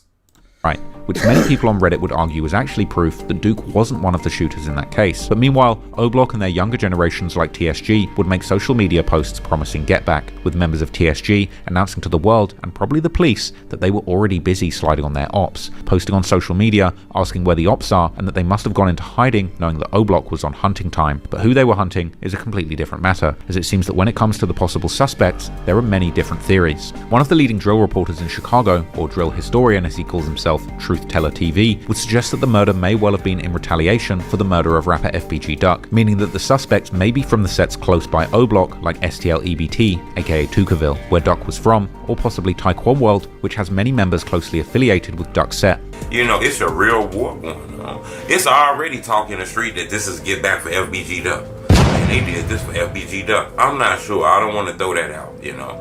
But I can tell you, it looked like they were targeted and murdered. The streets are talking, and people saying this revenge for Duck. You know? Another YouTuber from Chicago, also known as a Gyro City original and a close friend of FBG Duck, FYB J-Main, would take to his YouTube channel to comment on the situation, racking up hundreds of thousands of views within a matter of days, and reporting on the murders with a somber tone, despite being from the rival area. Sad day in Chicago, bruh. Two of the main O-Blockians lost their lives last night, bro, due to gun violence in Chicago, bro. We don't know what's going on, bro. So it's kind of early to start pointing fingers and all of that. It's never a good feeling when you lose a brother, you lose somebody who close to you, you even lose somebody a friend that you could be able to call. As those who have followed the Chicago drill scene know, despite J-Main's previous involvement in the gang war as a member of a gang who was some of the main rivals of O-Block, he spent the last few years pushing peace in the Chicago drill community and trying to build bridges between people from rival gangs, even visiting O-Block himself in vlogs while attempting to repair the fractures between these two warring communities. Do y'all homework on I got one of the original old Blockians taking me to the O right now. Let's just start here. That address, I didn't want to show that motherfucker. Come on, go on here. You ready up?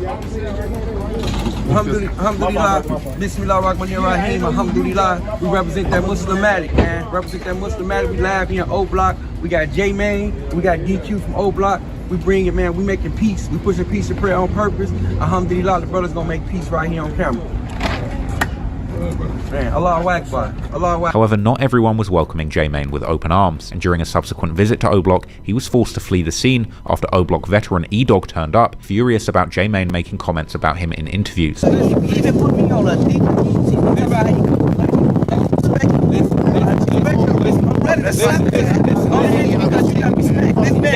because he got me on DJ. He can't do this.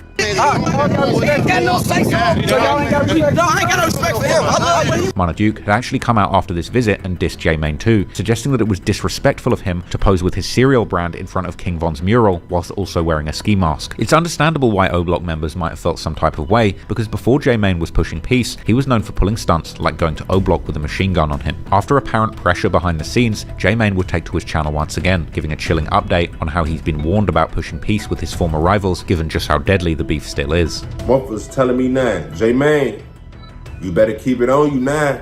Two O-Blockians just got whacked. You even the Whoop man out here pushing this peace and you out here trying to stop the violence. But whole time, when shit like this happen, it's kind of a smack in the face. Do something different in my life, bro. Either you gonna respect me or you not. But somewhat surprisingly, suspicions on the culprits of this double murder would also begin to fall on O-Block's former friends, Front Street, as online sleuths would claim that the person in the pictures holding the O-Block chain while wearing a ski mask was actually a Front Street member called Bower, who, according to online detectives, is... I thought it was my nigga, Arthur, the O-Block Arthur. What's that nigga name? I forgot. Tight ass jean wearing nigga.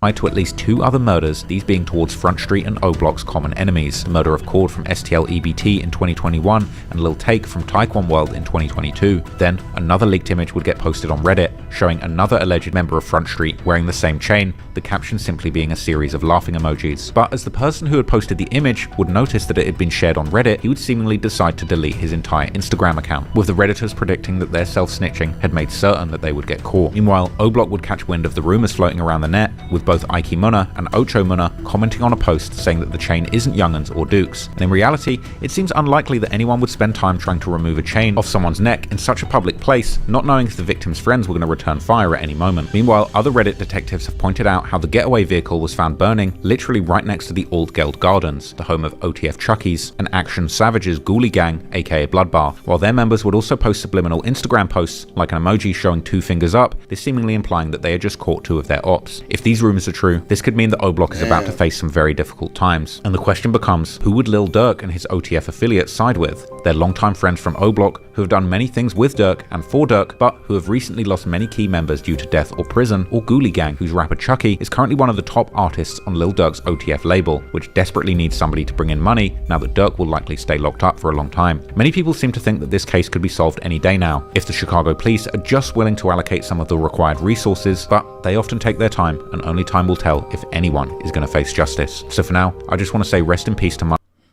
Duke and Youngun, and for anybody watching this growing up in these kind of harsh environments that I'm talking about in this video. Rest in peace to Duke and Youngun, man. For sure. Rest in peace to the O-Block King, man. King Von. That's a fact. King Von, y'all know that's that guy, man. But I'm about to get up off this nasty, bros. I ain't gonna lie, your boy gotta work tomorrow. We've been on here rocking, but it's time to go, my boys. Hope y'all enjoyed the stream with me. I enjoy rocking out with y'all as always. I'm off this nasty for the night, though, my boys. Love, man.